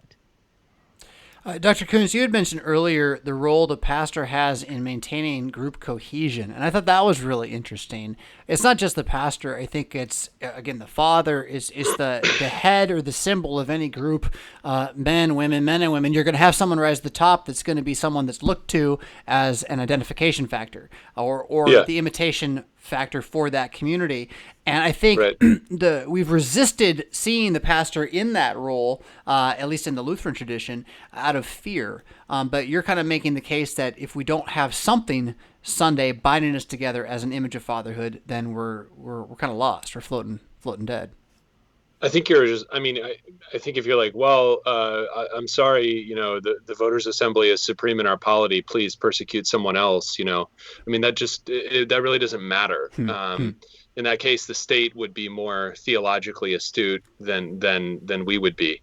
So I think that the job is yours, whether you want to exercise it or not, you are the leader of the group, whether you want to be or not. That doesn't bear on whether you make every decision about, the parking lot or how many bids we get to get a new roof or something. But it does affect whether or not you are the guy, especially when trouble comes for the church or her members. Because, if you're going to say that God's word says that male and female, he created them, eventually, and in some places right now, certainly in some settings like campus ministry, that could result in actual, harm to your ministry. Mm-hmm. It's not merely a matter of exercising your free speech anymore, because that's hate speech, as we know. And so that's going to be a problem going forward. Response, Chris, David, either one. Yeah, absolutely. I think also we pastors, preachers need to we need to teach our people not to trust. And it seems like of course we don't trust in princes. We know the hymn, trust not in princes. But that is what the left, if we can call it the left, that's what they're teaching them to do. They're teaching their folks to trust, to put their trust, and it's a servile trust. It's a trust without love. And I think that without mentioning Democrats, which I'm tempted to, we need to say it. We need to speak truthfully, and not pussyfoot around the issue. This is a theological issue. We need to trust God, and if you trust God, you can't very well be trusting the government at the same time. And I think, and also to confront lies, people who deal with lies. It's not a small thing to lie. We live in this, call it what you want, postmodern world where, just tell me a lie, like the Dolly Parton song. Tell me lies. Tell me sweet little lies, just to get me through the night. It seems to be the way people think these days. Just tell me something that I can hold on to now that'll get me through. I think we need to teach people to demand truth. Truth is godly. It's a virtue. And I find that, a lot of time, I don't know, at least in my experience from what I've seen, the sermons get really formulaic. You teach your law, you teach your gospel, and, it's all good. No, we need to instruct, I think. We need to instruct the mind. This is very important to me because I live in a culture where people are not educated. More than half of my people are illiterate. I teach. Fisk, you made fun of me 2 years ago because I teach from the color Bible. Right, I remember that. Green is life, black is death, red is the blood of Christ, white is the righteousness and purity of the robe, and then gold is glory. When you're dealing with people who do not use their reason, they simply don't. They obey, they march to their orders. You see as a pastor how difficult it is to teach them other things. And, we have this robust theology of mercy now, a lot of this in missions. If anybody's listening from LCMS, just please hear me, from missions, please hear me out. There's a danger to that, to just to showing mercy to people. It's kind of like, the old proverb, giving somebody a fish rather than teaching them to fish. We need to teach people to use their minds. And there is it's not politics, but there is a political aspect to that. There's a first article aspect to it. Your mind and your body are one, and you're part of the creation. And the idea that we could have Christians that are not engaged in their mind with the Word of God, and that this would not be bad for their bodies and their neighborhoods is really lunacy. But that's what we did, and I'm going to keep banging it that we did it by letting the world have a voice in our homes. Whether it was the radio, the internet, the TV, doesn't matter. It's when we decided the world's voice was trustworthy, and that it would not be used for evil, that we could just let it raise our children. Dr. Kuntz, I know you got something you definitely want to say in response to any of this somewhere. What do you think? Yeah, I think when you're, I think that the thing that I have thought most about for us institutionally this year has been the idea that we were prepared to fight each other over certain things. We were prepared to fight evangelicals over certain things. We were prepared to make fun of Pope Francis. We weren't really ready for the idea that the structures undergirding these fights, cash flows, people showing up, congregations not being completely divided over a single hot button issue with ramifications in people's minds for life and death. We weren't prepared for that, and I don't know how anyone could be. But now that it's here, now that we see that things can go away, and I've been shocked by, pleasantly shocked, I think on Sunday, the newspaper in the town of my birth, the Pittsburgh Post-Gazette, which has been reliably left-wing forever, it's not the conservative paper, endorsed Trump. So, the world is changing rapidly all the time. That's fine. And in some ways it's good and it's exhilarating. But I worry that we were unprepared for that, but precisely for the reason that David said, that just at the time when we needed most to know exactly why we think and teach and practice all kinds of things that the world thinks are really weird, we were doing 10-minute sermons that are emotionally formulaic and generally devoid of content, right? So back in the day when religious liberty wasn't a big issue in like 1877, we're holding out for like 40 minutes on a Sunday in a foreign language. So everybody knows we're different, and we're giving them tons of information, stay for lunch and come back for the catechism session in the afternoon called Kinderlehre, and we dropped that. And so I'm not surprised that we were kind of caught flat-footed on all kinds of levels by this. I'm excited for what the future holds. I'm curious to hear about that in the future. There was a comment in the side about Marxism. I know, Roseborough, you had spent some time looking into Marxism, looking into fascism years ago. I don't know if that is a way you can kind of speak to that, or if you want to respond to Kuntz. I know he's a lot of good stuff there too, and David said great stuff before. No, I first of all, I love what I'm hearing. I'm a firm believer that as pastors, our job as in-house theologians to teach and to serve the congregation with the Word of God copiously, not sparingly, is a big deal. I think that the health of the church oftentimes is directly correlated to just how much of the Word of God they are taught and help to understand. And to embrace and to believe. It's God's Word that transforms our minds.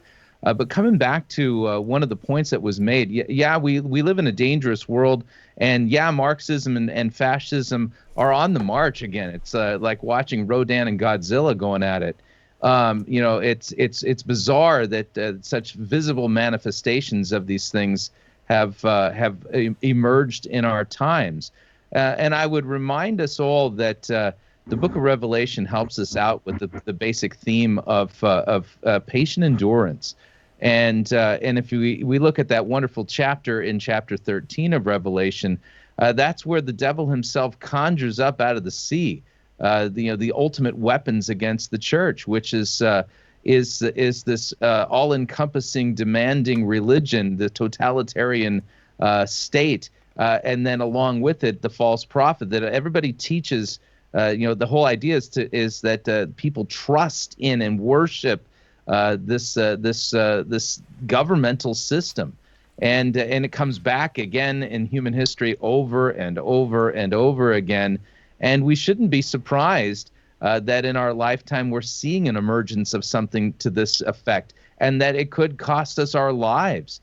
The reality is that the devil is quite tenacious and hasn't given up yet. And he knows his days are short, and so he continues to redouble the efforts. And so totalitarian states that were forced to worship and then false religion teaching us to worship that state, the scriptures told us about that 1900 years ago when Revelation was penned. And so we have to expect these things and be ready to to give the ultimate witness if necessary, because the reality is my life, who cares about mine?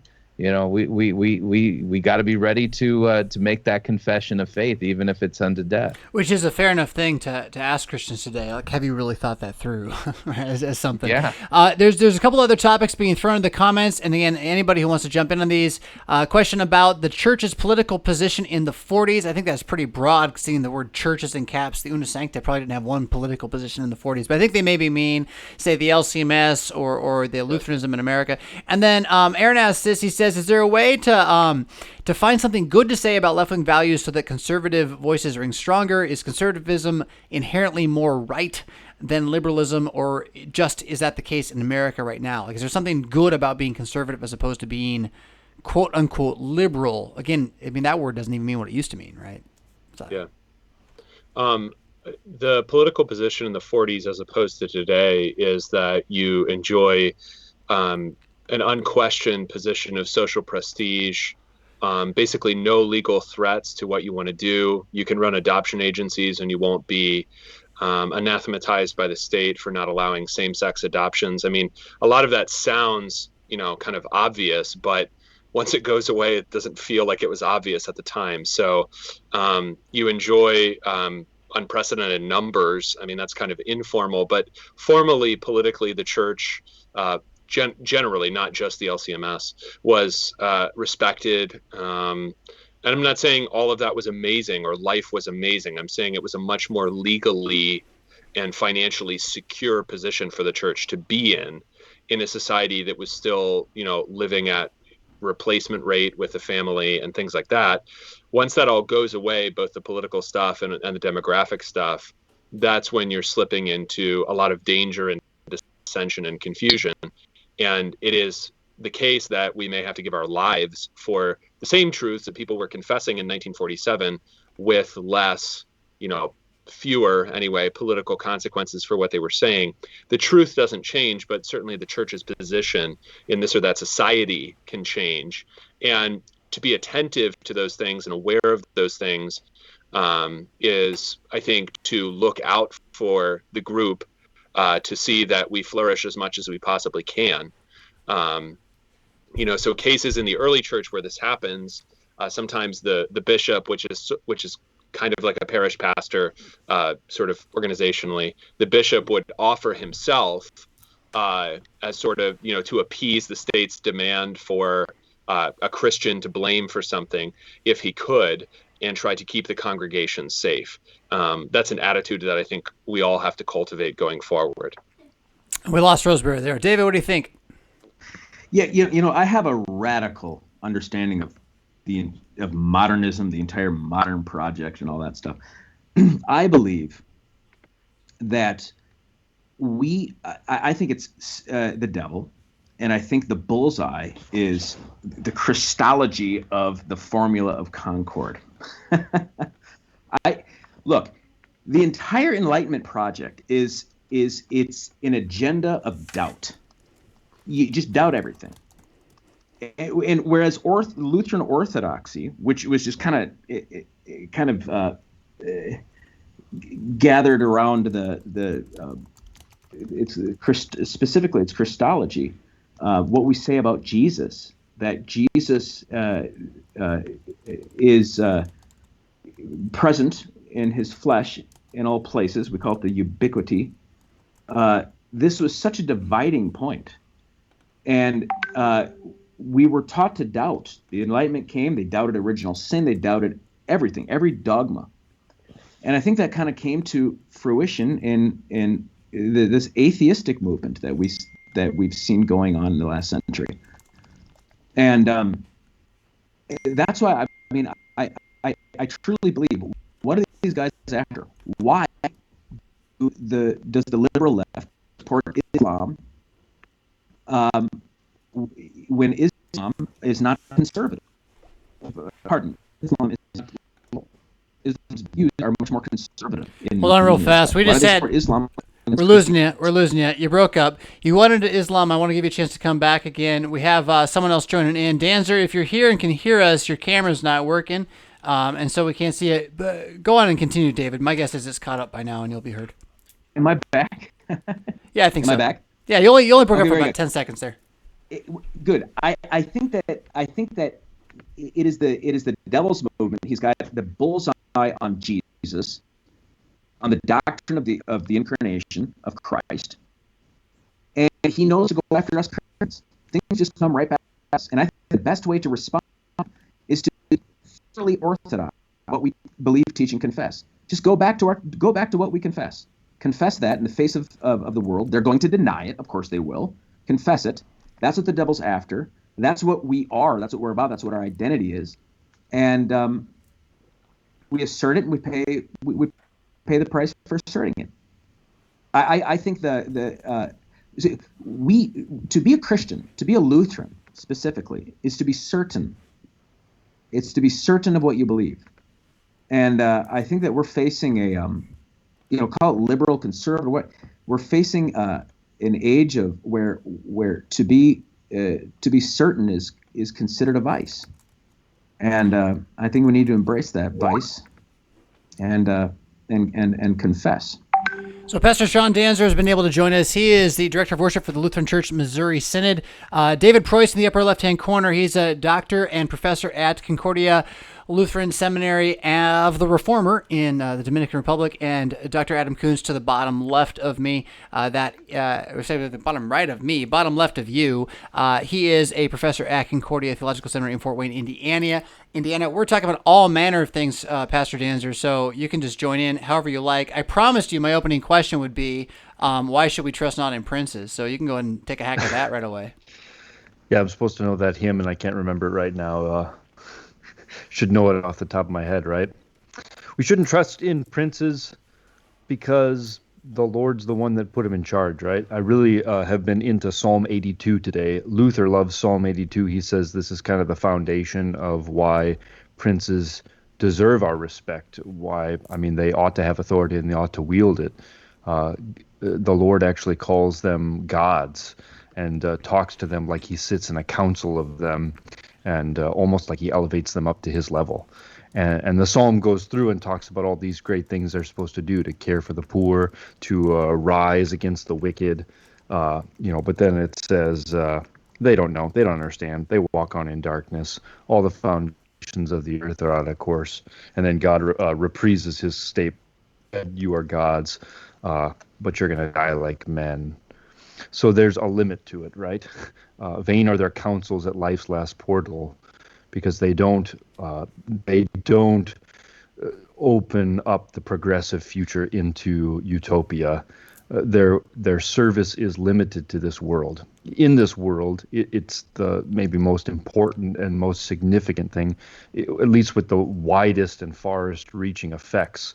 That's why it's worthy of our time and our consideration. But it stops at death.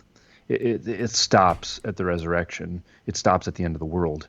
And then the Lord is the one who inherits the nations as his own possession, not any king that we're going to be electing tonight or any other night. Adam, David, want to jump in? No, I totally agree.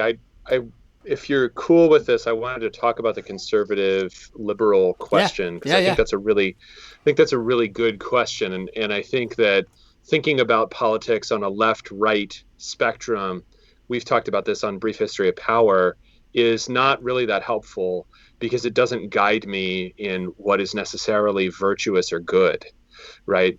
So, you have pro-natal policies, for instance, in a lot of former Warsaw Pact countries, where the government is financially incentivizing having more children. In America, that would get filed under a leftist policy because it involves not the sort of reflexive libertarianism of the American right, at least since a certain time period. I would say that's a fairly pro-family, pro-natal stuff is ultimately going to be good for God's created order of the household, of the family. And so I would support that. So that's why I've been thinking, or trying to begin to think, in terms of what promotes nature, what is natural, not being for 8-year-old transgender, hormone blockers, it is natural to be opposed to that. It is natural to be in favor of the family and of children. So I'm looking for a politics of nature, and that doesn't really break down cleanly along left and right. And so I would suggest that it's often not helpful to think in those terms, because it doesn't give me a sense of justice or truth or beauty or any of the things that St. Paul would have us desire. Whatever is true, whatever is beautiful, whatever is lovely, right? These things do not necessarily break down along left and right in current American political terms. I agree 100%. If I could just chime in here a second. Absolutely. I'm kind of fading out, kind of late for me. Absolutely. In fact, that exactly is for me too what I described before as the interface between politics and theology. There's an interesting book. I think her name is Sakicho Kusakawi, on the transformation of moral theology. It's a study on Philip Melanchthon, where she argues that Philip Melanchthon's doctrine of natural law served as a kind of a pedagogue to the gospel. It leads us to the gospel. And of course, it's the law. It's the law. It's the preaching of the law. But where we are not teaching people to think virtuously, nor are we leading them to Christ. And I think that we have abused this in many ways. We have this idea that you can, and again, I'm coming from a missionary perspective, sow the seed. Well, the lesson there is those who have ears to hear, let them hear. And I'm not saying that we need to create that there's some political or natural means to create the capacity to hear, so that then they can later hear the gospel. I think there's a temptation to think that way, but there is some truth to it. People need to be taught to listen. They need to be taught to hear, and I think generally people are going to be more conservative when they use their minds to pursue virtue, and I really think it's that easy. It makes me think of something that Kuntz has pushed me into recently at Fontes, to the sources, and the idea that the warfare in the church is not to build upon the foundation so much as to uncover what we built on it that covered the whole thing up, and in that way we must be conservative in the sense that we're digging for something solid that we know has been given, which we have a tendency to hide or cover over. That is not to say that there's not a place for progress or for liberality even, right? Or liberation, those kinds of things, and whatnot. Hey, if you got to go, David, I really appreciate you being able to chime in tonight. You had a long day and you're in a different time zone. Me? I'm gonna, because it's 9 o'clock and I'm hoping to get 1 or 2 more calls this evening. If we get too many, we're gonna have everyone go crazy again. But it's a blessing to have you. Yeah, I just wanted to stay to hear Kuntz, and now I would have liked to hear Sean more, and it's more to hear the rest of you. And Bombaro, bummer he got bumped out so soon. Yeah, but, I don't know. I tried calling him again. He wasn't able to get back to me. But you can go to youtube.com/RevFistJ and watch the last hour, because feel free to do that. But I want to make sure we have room if Bombaro does call back. Bombaro, if you're watching, I would like to get you back on. Let me get out of here. Thanks so much for having me. Hey, dude, it's been a blessing. It's been a pleasure. Thank you. Rock on. Good night, everybody. Take it easy. I'm going to throw you guys, Sean Danzer, LCMS, Director of Worship, and Adam Kuntz, Professor at Concordia Theological Seminary in Fort Wayne, Indiana. This question may or may not even be one you can answer, but it was super chatted, so I'm duty bound by the laws of YouTube to put it out here. Man. Yeah. The question is, what do modern day Nephilim look like? Yes. I have friends that know a lot more about this than I do, but I would say basically they look like some cross between Kamala Harris and Bigfoot. That's where I'm at. Danzer, do you have an official position for the Synod on this or not? You gotta... The Synod, we'll submit to the CTCR, and they'll come up with a really great answer in about 10 years. That's good. I'm not quite sure what the question really is about. I know I've held the position that the Nephilim is really just a reference to the the wars for control of the planet prior to the flood, and that the barbarian hordes that rose, the Khans, the Caesars, whoever they were, Asher, for example, who gets refounded after the flood. Og, the king of Bashan, right, clinging onto the ark, onto the side of it, and that's how he got into the New World. I didn't hear about that one. I'm pretty sure that's more or less in the Bible. Yeah, right. You two probably know a lot more about those kinds of myths than I have any clue. You have a history of that kind of nerding out. I don't know. Do you guys know each other? Have you ever met before? Adam, Sean? Adam? Yeah, we know each other. All right, good. What else? What do we got to say? What do you want to talk about? I can give you some updates. Texas is red again. Yeah, Texas is going to be fine. I think Virginia is in play, which is kind of fun. It's been a while since CNN just recalled their announcement on that one. They'd called it for Biden or Fox. Someone's recalling, called that back. I can't get anything to work. My computer's so tired right now.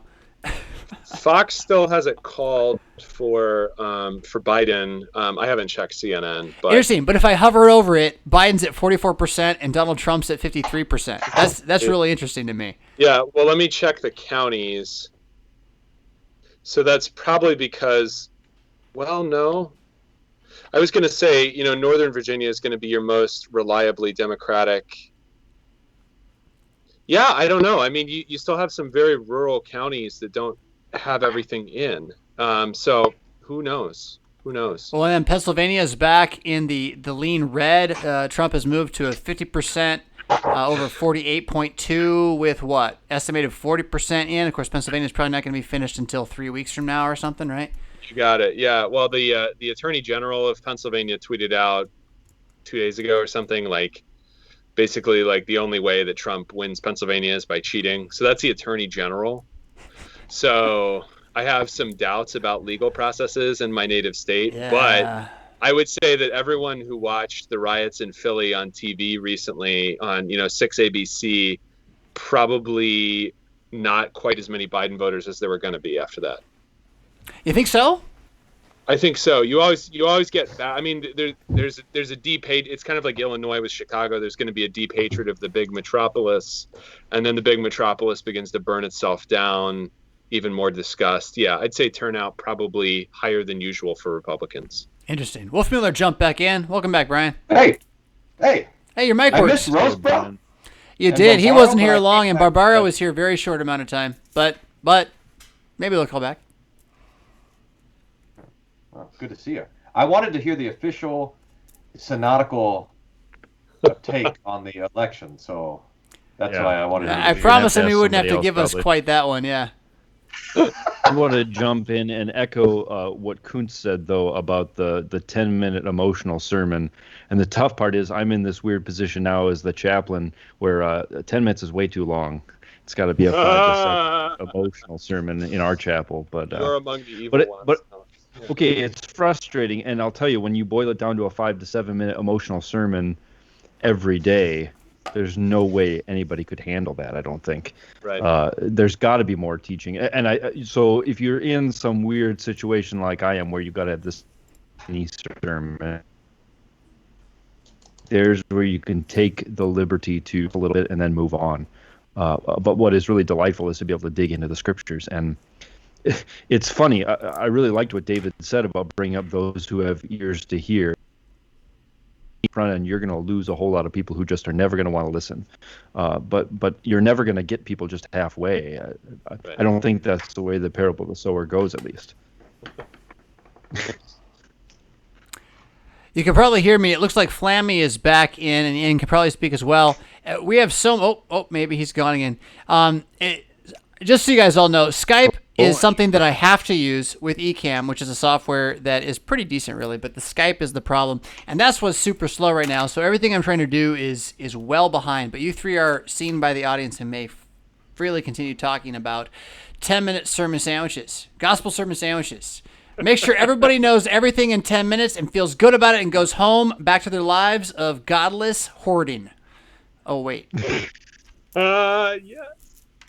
I'd have my picture on the screen while I said that, but I can't seem to get my computer to work.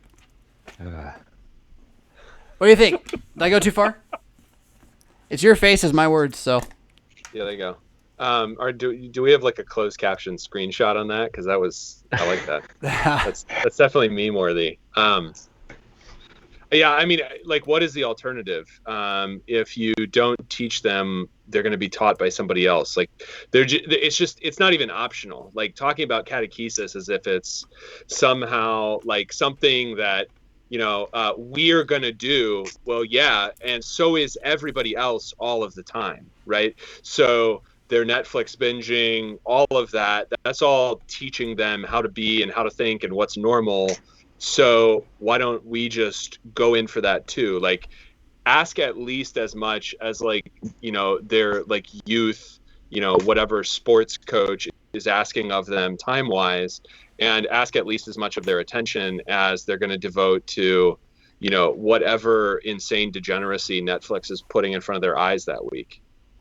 That's the only tool I had for youth. I would just kind of like linger on after a choir practice, and they'll leave when they're ready to go. But sometimes they'll just listen, and you just keep going, just keep teaching. You don't have to tell people to leave or be afraid that we're too afraid, right? We're going to offend them that way. They'll go when they're done. I've been really wondering about the practicality of Lutheran teaching. I don't in any way recant or disagree with anything we confess. I wonder if there's a lot more the Bible says that we don't talk about very often. And that maybe is a problem for our overall development as people. What do you think? Anything? I think you love to talk about that all the time. I do. And I think you love to talk about it with Kuntz and Denzer, so I'm excited to hear what they have to say. Every time I hear you guys talking, that's what you're talking about. I still think we're like 20 seconds away from talking about the state of preaching, but that's what we already were. That's what you guys were talking about when I got here. That's great. So one of the things that Kuntz helped open my eyes to is that the Missouri Synod, in its dark, boring German days, was a lot more active than maybe we were led to believe. That They were actually really doing battle in things like der Lutheraner. So there's a way in which all of that boring old German stuff that you hate, Fisk, was pretty decent, actually. Yes. Now, I don't know what we do with the fact that nobody can speak English anymore, and we're maybe even teaching in German still. But I don't think it's as big a problem. Like, the problem is closing the gap. It's not overcoming us. Being more true to ourselves might actually help us, I think, sometimes. Yeah. And I think the thing that gets me down is when we make fun of them for obsessing over things like, is betrothal actually part of marriage, or is life insurance sinful, or whatever. The reason they were doing that is because they were getting into the particulars of certain biblical stories and teachings, like what Jonathan's talking about, and they were wondering, what is it going to do to the group if we all have life insurance policies and we don't have to help each other when somebody dies? Or what is it going to do for us if we say that betrothal, like, you can break off an engagement anytime? Like, what does that actually mean? And you can agree or disagree with their conclusions about these super practical issues, but they weren't doing it because they were just like stupid or stodgy. They were doing it, I think, because they understood something that we're probably relearning now, like, to say it hopefully, and that is that the Bible actually applies to every single part of life, all the nooks and crannies, and therefore God's teaching and the church's sense of what that is and how that applies to life does actually matter, right? So, like, I meet so many people that are interested in the Amish. What the Amish do is basically, it's not secret. They just make collective decisions about life. They've made some really unusual collective decisions, but that's the distinctive process they have. That's it. They just make collective decisions about how they're going to spend money or whatever. But it's not like they all got together and said, this is what we're going to do about this thing in 50 years. They just continually make collective decisions to preserve the group. So we got Mark Hemingway joining us, by the way, guys. He's just popped in the channel. You can see him there. The first layperson to join us this evening, Mr. Hemingway. Thank you. Fresh from, I've seen a little of you on Twitter, and your wife was just on Fox. We're talking theology, but anything you want to drop in anytime, and especially fill us in on what's going on, because the polls that we're seeing are not consistent, is what I'm getting there. Well, I don't know. Let's see. The first layperson of the night. I'm honored. I'm on about my third year. So just factor that in at this point in time. But then again, Martin Luther was known to work blue once in a while. Yeah. I mean, I don't really know what to say. I mean, first of all, I got out of the prediction game a long time ago. I mean, I think 2012 sort of cured me of that. Sort of what happened just as a sort of a macro narrative in politics. Right around 2008, they started doing this thing where they were aggregating state level polls at the presidential level and finding they were getting phenomenally accurate results for polling by averaging polls. And so in the last 12 years or so, the media have become remarkably reliant on polls to drive narratives. And in 2016, you kind of saw that fall apart a little bit. And like this tonight, whatever happens with the election, I think we can definitively say that the polls are wrong, and the media are definitely pushing a narrative about what's happening in this country. Even if Biden ekes out a win, looks like it's going to be a very narrow one. So, what's happening right now is genuinely surprising. Trump has a definite path to victory at this point in time, and I do think it's very much a rebuke on several levels of what's been the dominant narrative, I think, culturally and morally, that the media have been pushing about what this election is about. Sean, Brian, Adam, you guys got questions for Mark? Yeah. What's going on in Virginia, Mark? What do you see happening there? So there's something like, so I live in Northern Virginia, basically the DC suburbs where all of the liberal voters are, and they're talking about. They've been saying for a couple hours now that about 900,000 uncounted ballots about 900,000 votes that are uncounted from Northern Virginia, which is heavily Democratic, are supposed to be dropped at any moment now, which, that could make things very different in the race. So far, only about 1.7 million ballots or so have been counted in the state. Virginia's about 8.5 million people. The turnout could be, twice what they've already counted. Having said that, I mean, I while it is, I think, extremely unlikely that Trump flips Virginia, it's going to be much closer in Virginia than anyone predicted. Part of that is because voters in the suburbs are furious. It's become at various points. Fairfax County in particular, very large suburban district of DC, have completely botched education issues surrounding COVID. Where they, nobody's in school and they're upset about how they're handling it, and the teachers' unions are being intractable. And I think that definitely has a lot of Democratic voters in Virginia white hot. So while I'd be shocked if Trump flips Virginia, it will be much closer than anyone predicted Virginia to be, and it's definitely goes into the pile of media were wrong about the election. Yeah. You got a follow up, Adam? Yeah. I didn't have a sense of the stuff going on in Fairfax County. I was pessimistic myself about the whole thing going in, and now you're seeing all kinds of different results. So I wasn't sure. I thought maybe he had a better chance in New Hampshire than Virginia, but well, it is really strange. A lot of what we're seeing here is simply that Trump is simply outperforming among Latinos, especially across the country. Yeah. And Florida in particular. I mean, state Democrats are just coming out now that it's over, saying that the Democratic Party and Black Lives Matter completely botched this for them. You can't go around waving a Che Guevara flag in Miami-Dade County, which is what they were doing. Right. And so, it's interesting because what's happening kind of strikes at the heart of the narrative we're hearing today, in very sort of, key ways. Trump is losing support among suburban white voters, and he is gaining it among blacks and Latinos in this country. I mean, it's really kind of crazy. If that isn't a verdict on, critical race theory and Black Lives Matter and some of these other, I would say, for our perspective, theologically problematic developments. Yeah. Right.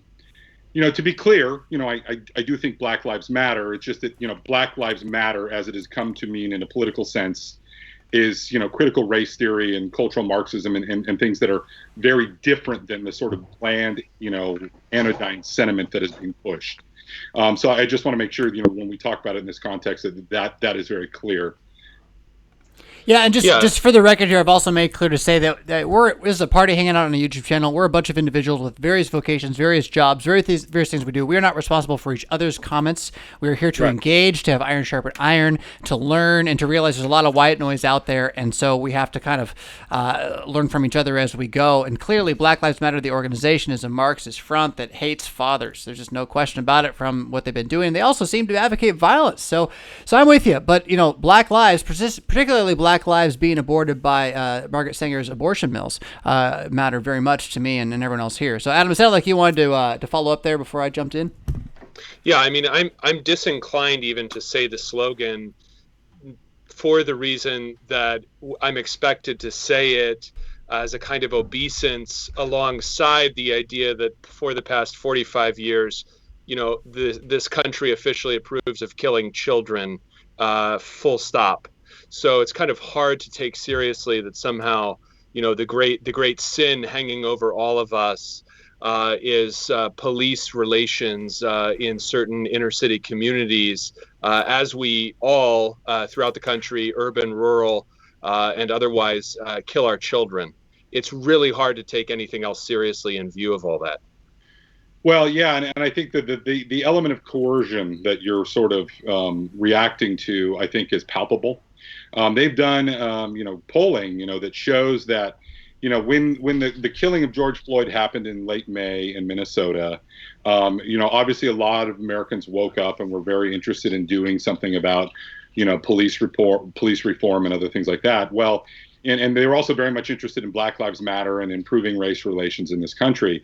By September, polls were showing that Americans were, back to where they were on Black Lives Matter before all this started. I mean, basically that element of coercion and, taking these issues that I think are real, which, mistreatment by the police, the over-criminalization of urban areas and other things like that I do think cause genuine problems for Black people and minorities in general in this country and poor people in this country.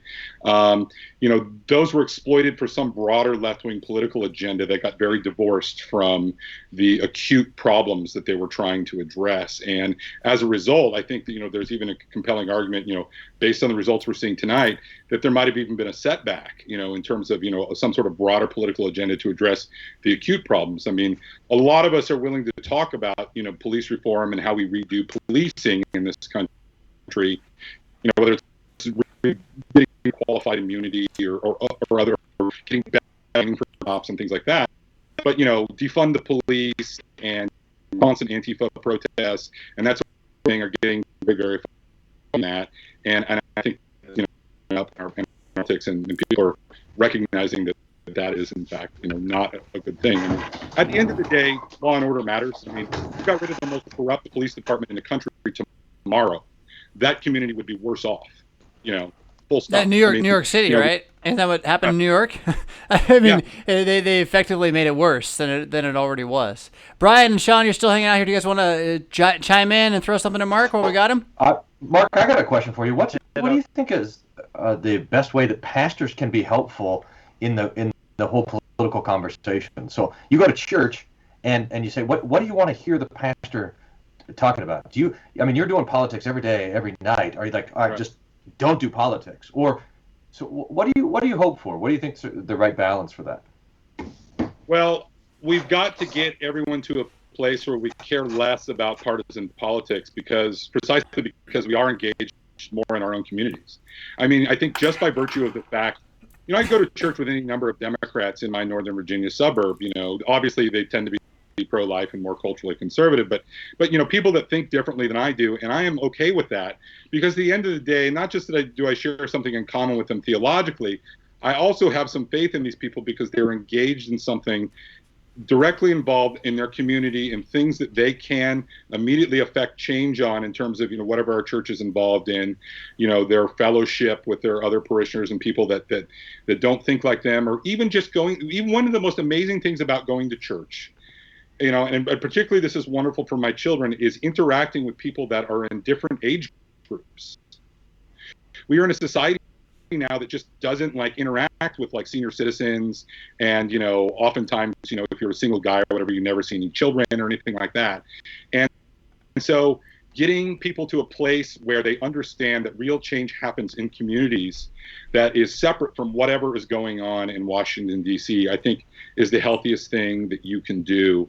And look, I'm a full-time political journalist, and I'm tearing what's left of my hair out over this. I mean, I'm not that old, well, I guess I am getting up there. I've been doing this for 20 years, but there was a time not that long ago where there was downtime in politics, and now it's 24-hour cable news cycle, social media, Twitter, constantly throwing stuff in people's faces.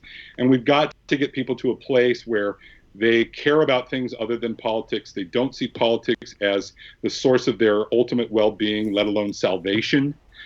And get them to care about other things in their life and make real human connections with people they may or may not agree with. And treating politics like a religious fervor has been something that I know Adam and I have talked about recently on the podcast. That no matter what side you look at, you see American civil religion being taken to a rather extreme and even messianic level with our candidates. And this isn't just this election; it's the previous ones. I know Danzer also had a question for you, Mark. I'll make sure he gets a chance to chime in with you here too. No, I just totally agree with everything Mark said. I think it's fantastic. That's the reason I'm here. You invite. But there's nowhere I'd rather spend election night than with a whole bunch of great Lutherans, people who, even though are around the country, we still have a connection. And everything you said, Mark, fits in totally with what I can officially say for the Synod, which is, our big focus for the year is on making disciples for life. It's the triennial emphasis. And is we are in intergenerational in the fact that the church is one where you still can have babies and old people and everybody all together. And you're right, we have something big than just whatever the trend is now or whatever the big fight is now that we can actually gather around is Jesus. So I'm going to head out and keep watching on so you guys can talk about but if you're scared, hey, pray the litany, okay? Page 288 in L. It has every single already in its concerns.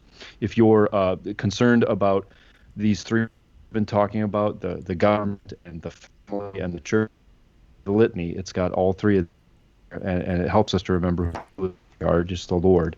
And if you're scared of any of this disease and sickness that's taking lives everywhere, that's making you stay at home or do whatever else, remember, we believe in the resurrection of the dead. Don't forget that. We're expecting it. That changes our perspective, and both for the election. Yeah.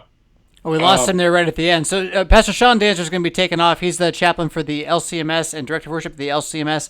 Thank you again for pointing us to the litany in your hymnal as a prayer that prays for everything. Mark, I heard you pop up. Oh, yeah, and I was just going to say, I think that was wonderfully said. I just would also add a somewhat cautionary note, which is to say that in this world, of everything being politicized, the whole thing here about is it's about compulsion, and it is about, finding some sort of leverage, and part of the problem here is that when you don't believe in, earthly or temporal issues being the ultimate control of your behavior or your beliefs or what you want to do, that makes you very, very threatening to these people. It makes you a target. It makes you a target. Can you imagine that? To not be afraid to die, to have something greater that you're willing to die for? That's the greatest threat to the idol of whatever, statism, or every idol, really. That's absolutely. That's fantastic. Adam? Yeah, big agree, man. Let's keep going. Do you have another super chat I'm seeing people in Discord saying we missed a super chat. I think there was I don't want to one. disrespect I know YouTube like the that. law of super chat is that if you put it out there and I can catch it, I'm gonna try, but I can't be held responsible for this. I think there was one. Here it is. Wesley Clark left this one here. It's going to take a second for it to pop up because everything is slow right now on my computer. Is monarchy better for Christianity and for Christians? Would it be better if we had no say and had nothing left to us but to trust the Lord and that it's out of our hands? That's Wesley Clark. He says, thanks for your answers. And Kuhn, since you're on the screen, why don't you take it first? I would say no. I would say when you're talking about republics, you always have to think about scale. And there's significant skepticism among pretty much all founders of whatever political stripe about the possibility of scaling up the republic very certainly to the scale that we're at.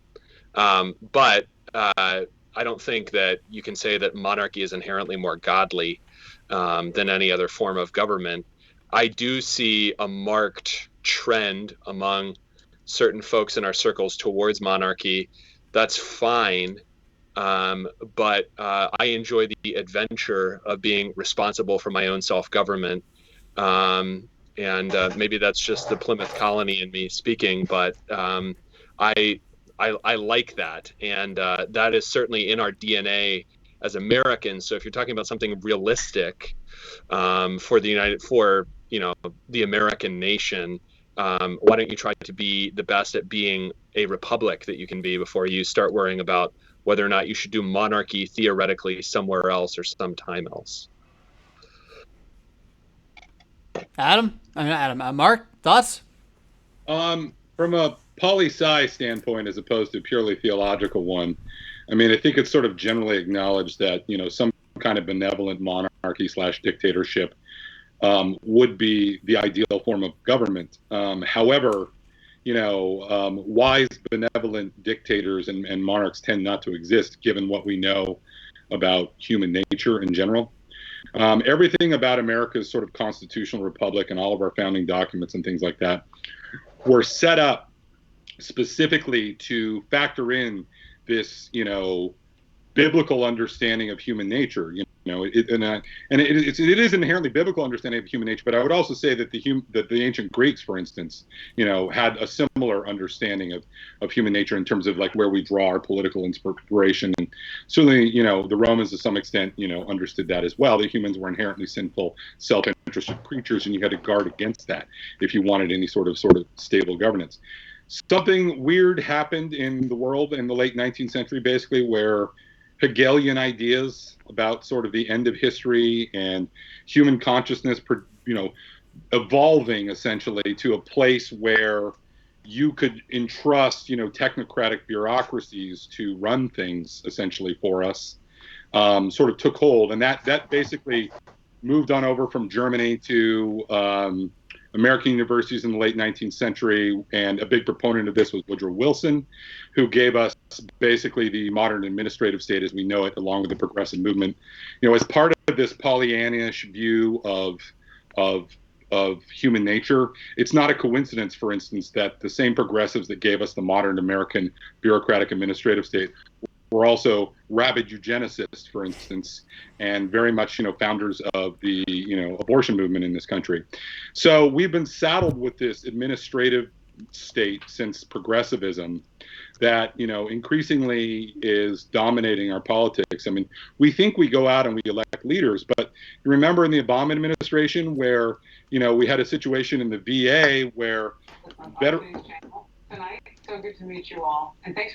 Veterans are dying, Yeah, but in mass essentially, and literally the president of the United States, over 2 administrations now, basically lacks the authority to fire anyone in the federal government.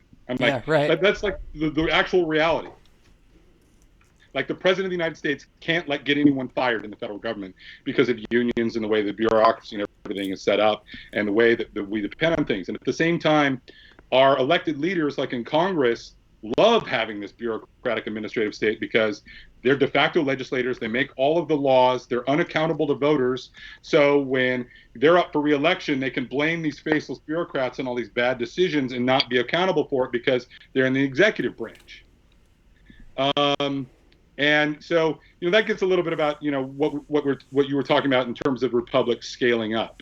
We've scaled up in a way that is very, very bad, and it's gotten very far afield from our basic understanding of God-given rights and, self-interest that I think the founders, very acutely had. And frankly, governance across the board in this country understood certain basic precepts about human nature that are inherently biblical, up until the last 100 or so years. And since then, it's been, kind of, we're going to hell in a toboggan, but that's where we're at. Adam, you want to respond to that? Yeah, I mean, I think the administrative growth begins, although a lot of it goes away again after the Civil War. So our first experiment in income taxation, a lot of rapid growth in various levels of government. Some of that goes away. Some of it, goes away after Reconstruction ends in the South. But I think that what happens at the end of the 19th century is not univocal in the sense that, Teddy Roosevelt's work in civil service reform, first in New York and then, on a broader level, is in response to the fact that we scaled up population-wise massively in that same time between the Civil War and the First World War. And you have enormous political machines corruptly running most of our major cities by that time.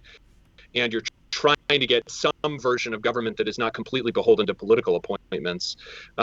So I guess I'm a little more sanguine on that time in general. Not a fan at all of Woodrow Wilson. He lied. He didn't keep us out of the war. But I think that there are other impulses, and I think scale was always a problem, I guess is what I'm saying. Because as soon as scale has to get bigger in the Civil War, we begin to develop the kind of administrative state that each of the wars thereafter will also increase in size. That's all extremely fair, and why am I not surprised that, a Lutheran pastor has some crazy deep historical knowledge about these, arcane issues that are supposed to be my domain. But I'm ignorant. By the way, I'm ignorant. You outran me a couple laps ago, so don't worry.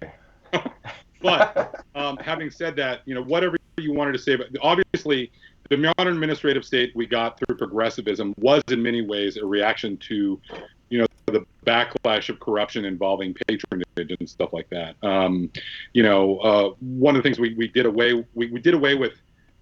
We got direct election of senators during that same time as part of a progressive movement, which I would argue is a very, bad thing that happened. But at the same time, there's no denying there was a lot of corrupt things happening in state houses at the time in terms of deciding, what patronage and what kickbacks were involved in, who got sent to Washington. I just think that whatever the problems with patronage were, they were at least politically accountable. Voters at the end of the day could, show up and, do something about the patronage problems, whereas we've set up a system now where the bureaucracy is completely unaccountable to ordinary voters, and that is a huge problem. But the saying it's a problem of scale is an incredibly accurate diagnosis. And whatever you want to say about the need to address the problems of a country of 350 million people, whatever system you choose to scale up at that level, you're going to have big problems for sure. Yep. So we got a follow-up question from Wesley Clark, and it's going to take a second for me to drop it in and have it show up for everyone else who's watching. He asks this then. So which government system has Christianity under the church flourished most under? Can that even be measured beyond church growth? Oof, too much of a question, he kind of says by the end of it. But, is there a time or a history when you see Christianity really doing what it's supposed to do? And this is where a little of the Hauerwas resident aliens, maybe the collapse of the modern Christendom wasn't such a bad thing, might be worth pondering at least. Yeah, I mean, I think that I don't know where the question is coming from. So what's his favorite political period? What's his favorite historical period?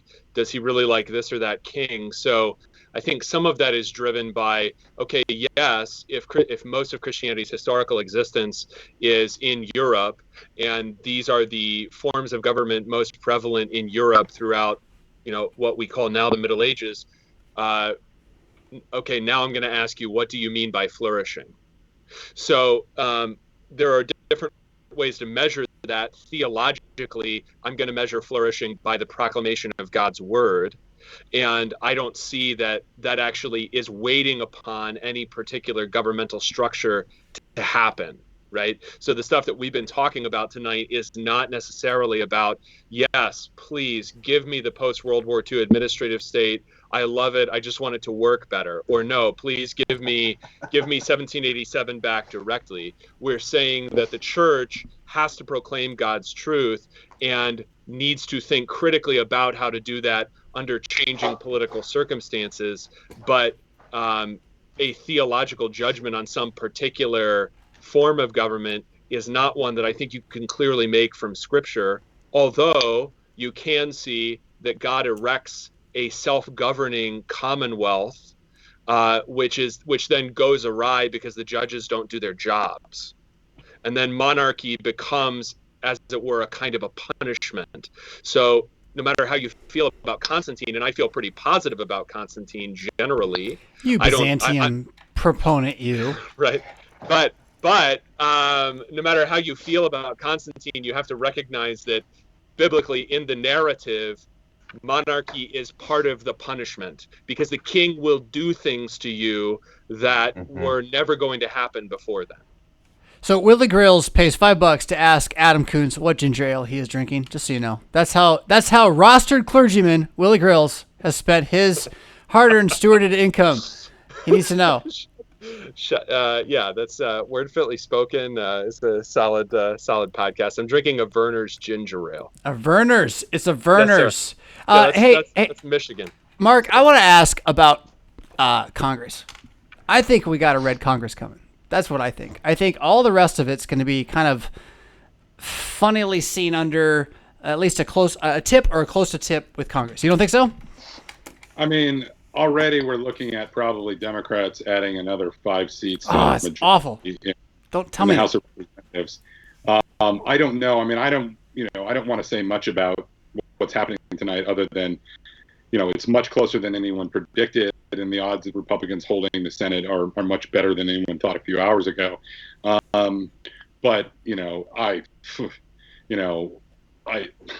mean, at this point in time, it would be crazy to make any sort of big predictions about it. I do know that, in general, Americans tend to like divided rule to some degree. Right. The fact that they're preserving a Democratic House with a man who they consider slightly insane in a presidency would make sense. That does. What I don't wonder though is if what I think is that much of the noise and frustration and distraction is because of the Speaker Pelosi. If you had a majority in the House and lost the Senate, I think it'd be better for the president. He'd be able to control the narrative more than he's been able to do. But then again, I don't know this stuff, and you do. That's why I'm asking you. I don't know. I mean, it's really hard to say.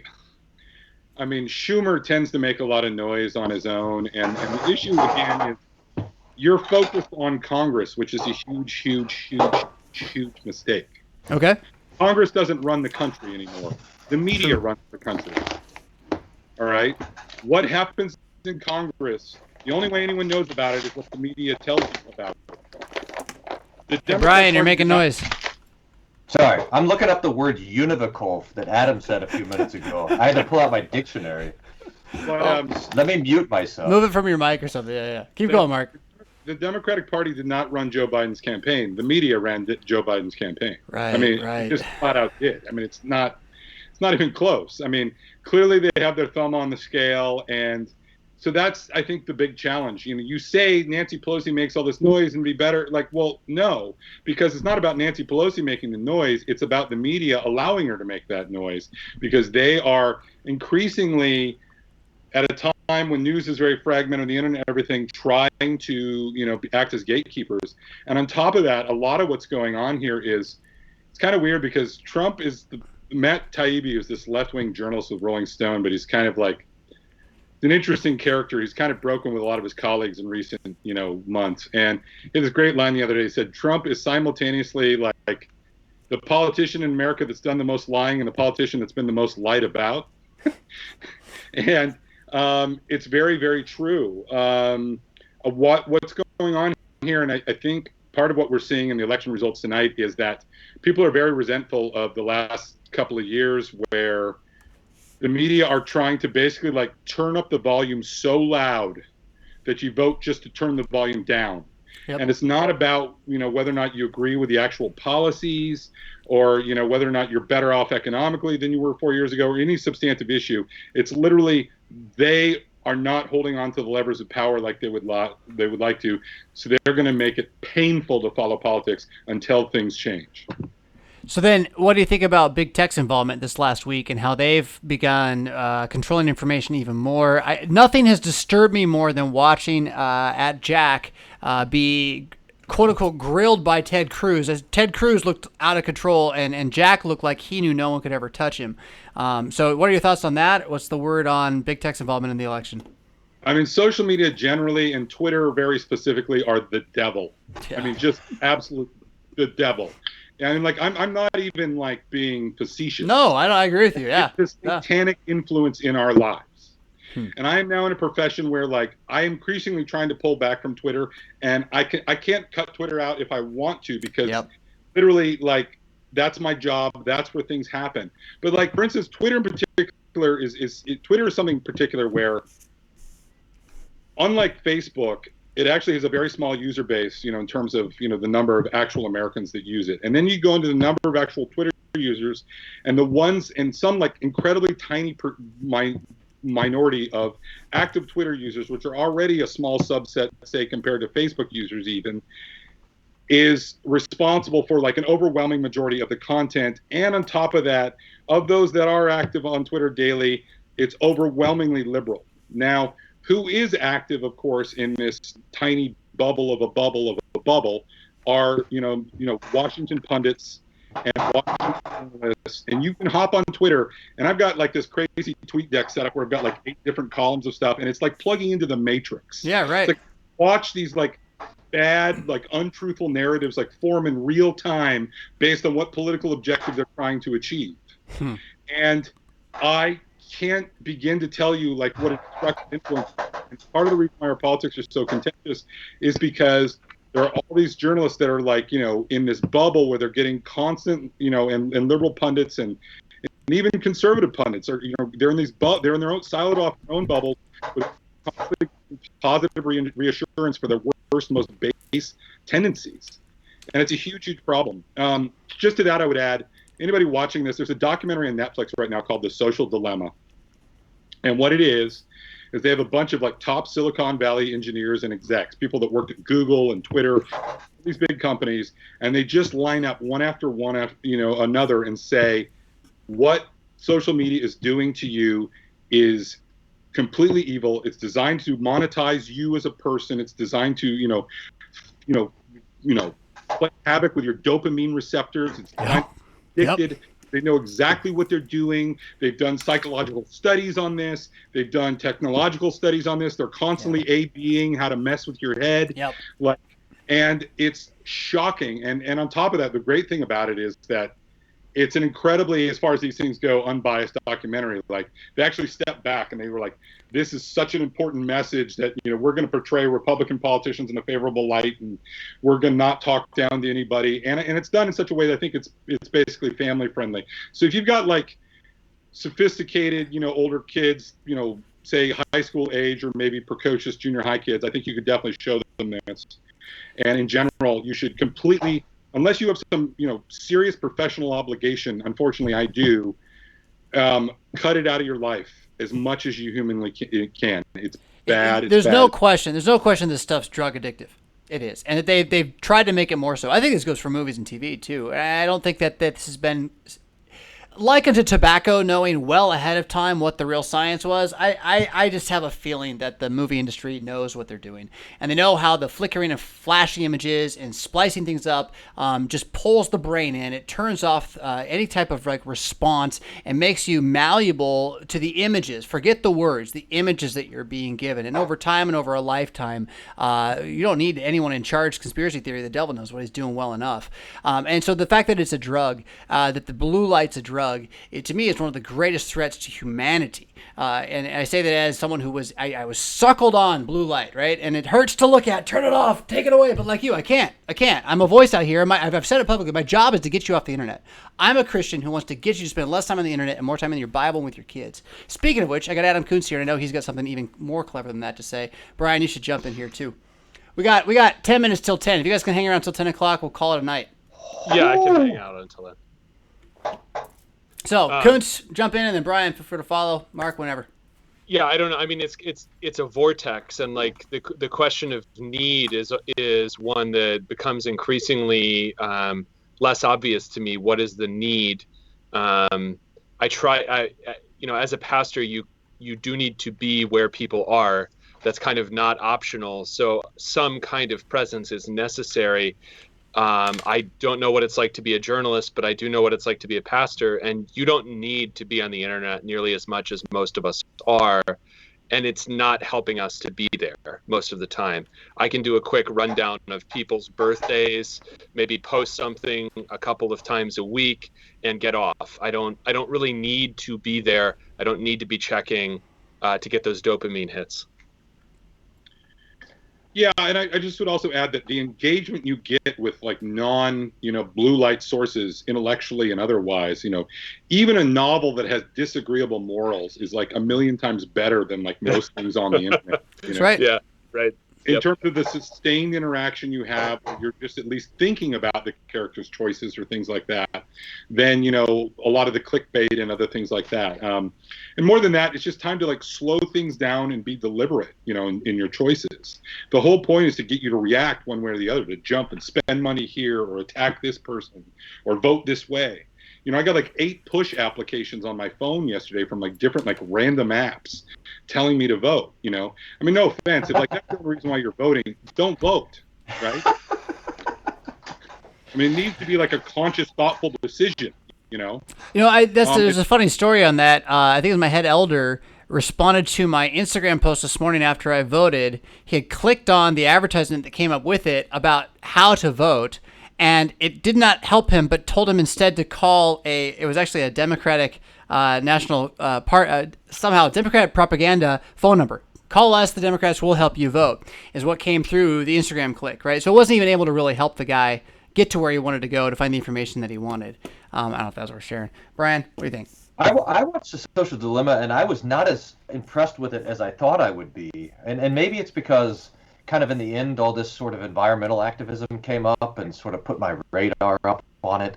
And I was talking to my friend, Pastor Warren Graff, about it, in fact, before I watched it.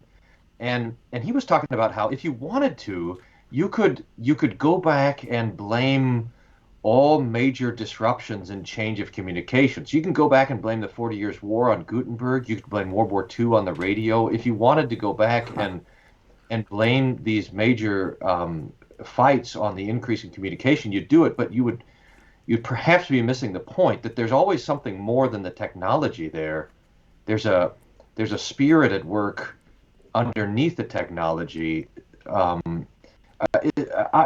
I'm not as willing to. I mean, maybe this is what I'm not as willing to concede that we are as passive as the kind of social dilemma that wants us to paint us. But I got to think about it a little bit more, because I think I'm the only one that has that kind of hesitancy. But I think your larger point is very good, actually. I mean, I think that's very true. I mean, but the problem is all of these things exploit your human nature, right? Yeah, there you go. I think that the sophistication of what's going on with social media is on another level compared to, say, radio and the Gutenberg press or whatever. In terms of those are like narrow channels of information, very disruptive, sure, but they weren't capable of bombarding you with like 85 different messages at once. Right. I want to, if I could, just I mean, maybe this is a circle back around to where I stopped running with you before, but this whole question about what kind of government is best for the Christian, I think that's actually really nice to ask, like right now, because tomorrow morning maybe we wake up and we're not sure 100% the shape of what our government will. I mean, we'll still have American democracy or something like it. Yeah, CIA will still work.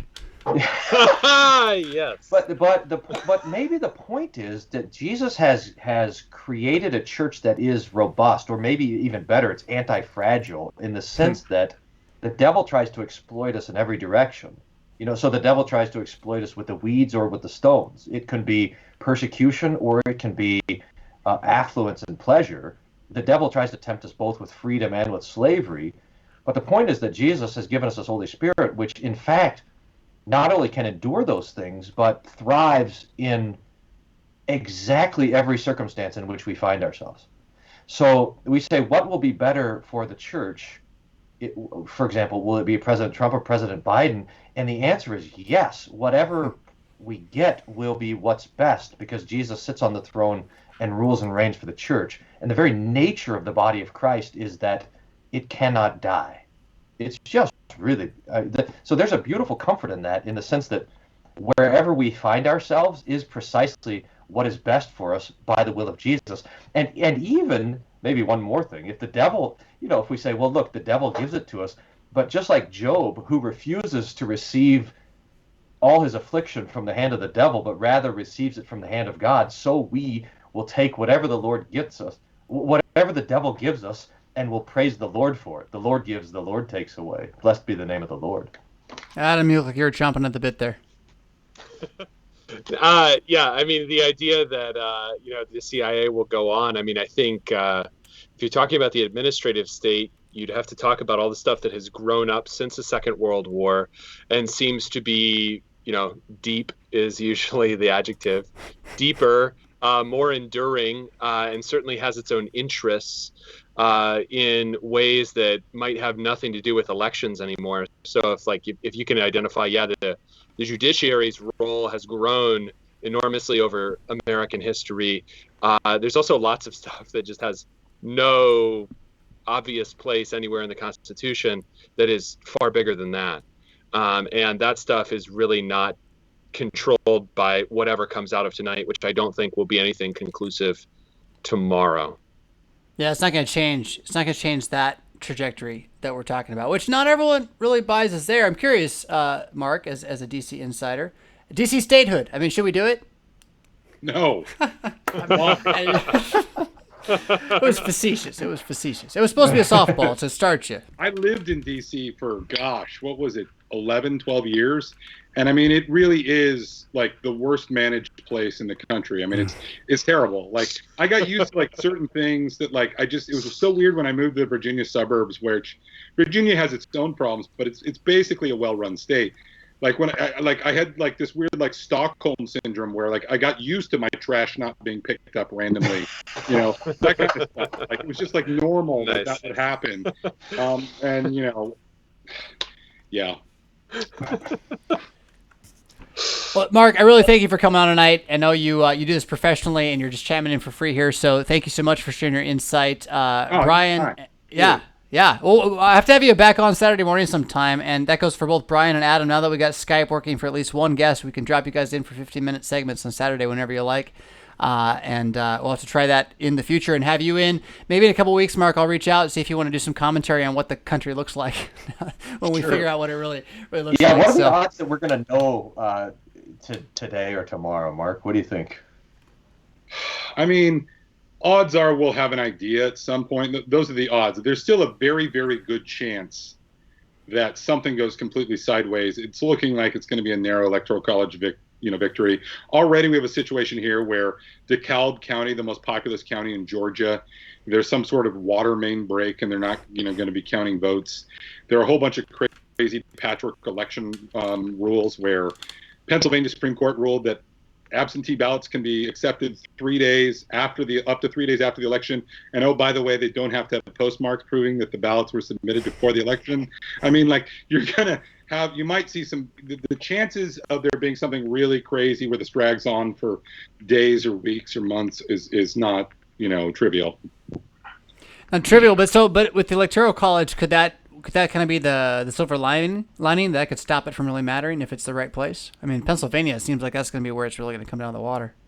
Yeah, I mean, I don't know, but for instance, like you just mentioned Pennsylvania, for instance, like in May, a former Democratic congressman and a Democratic election judge were indicted for voter fraud in multiple elections in Philadelphia.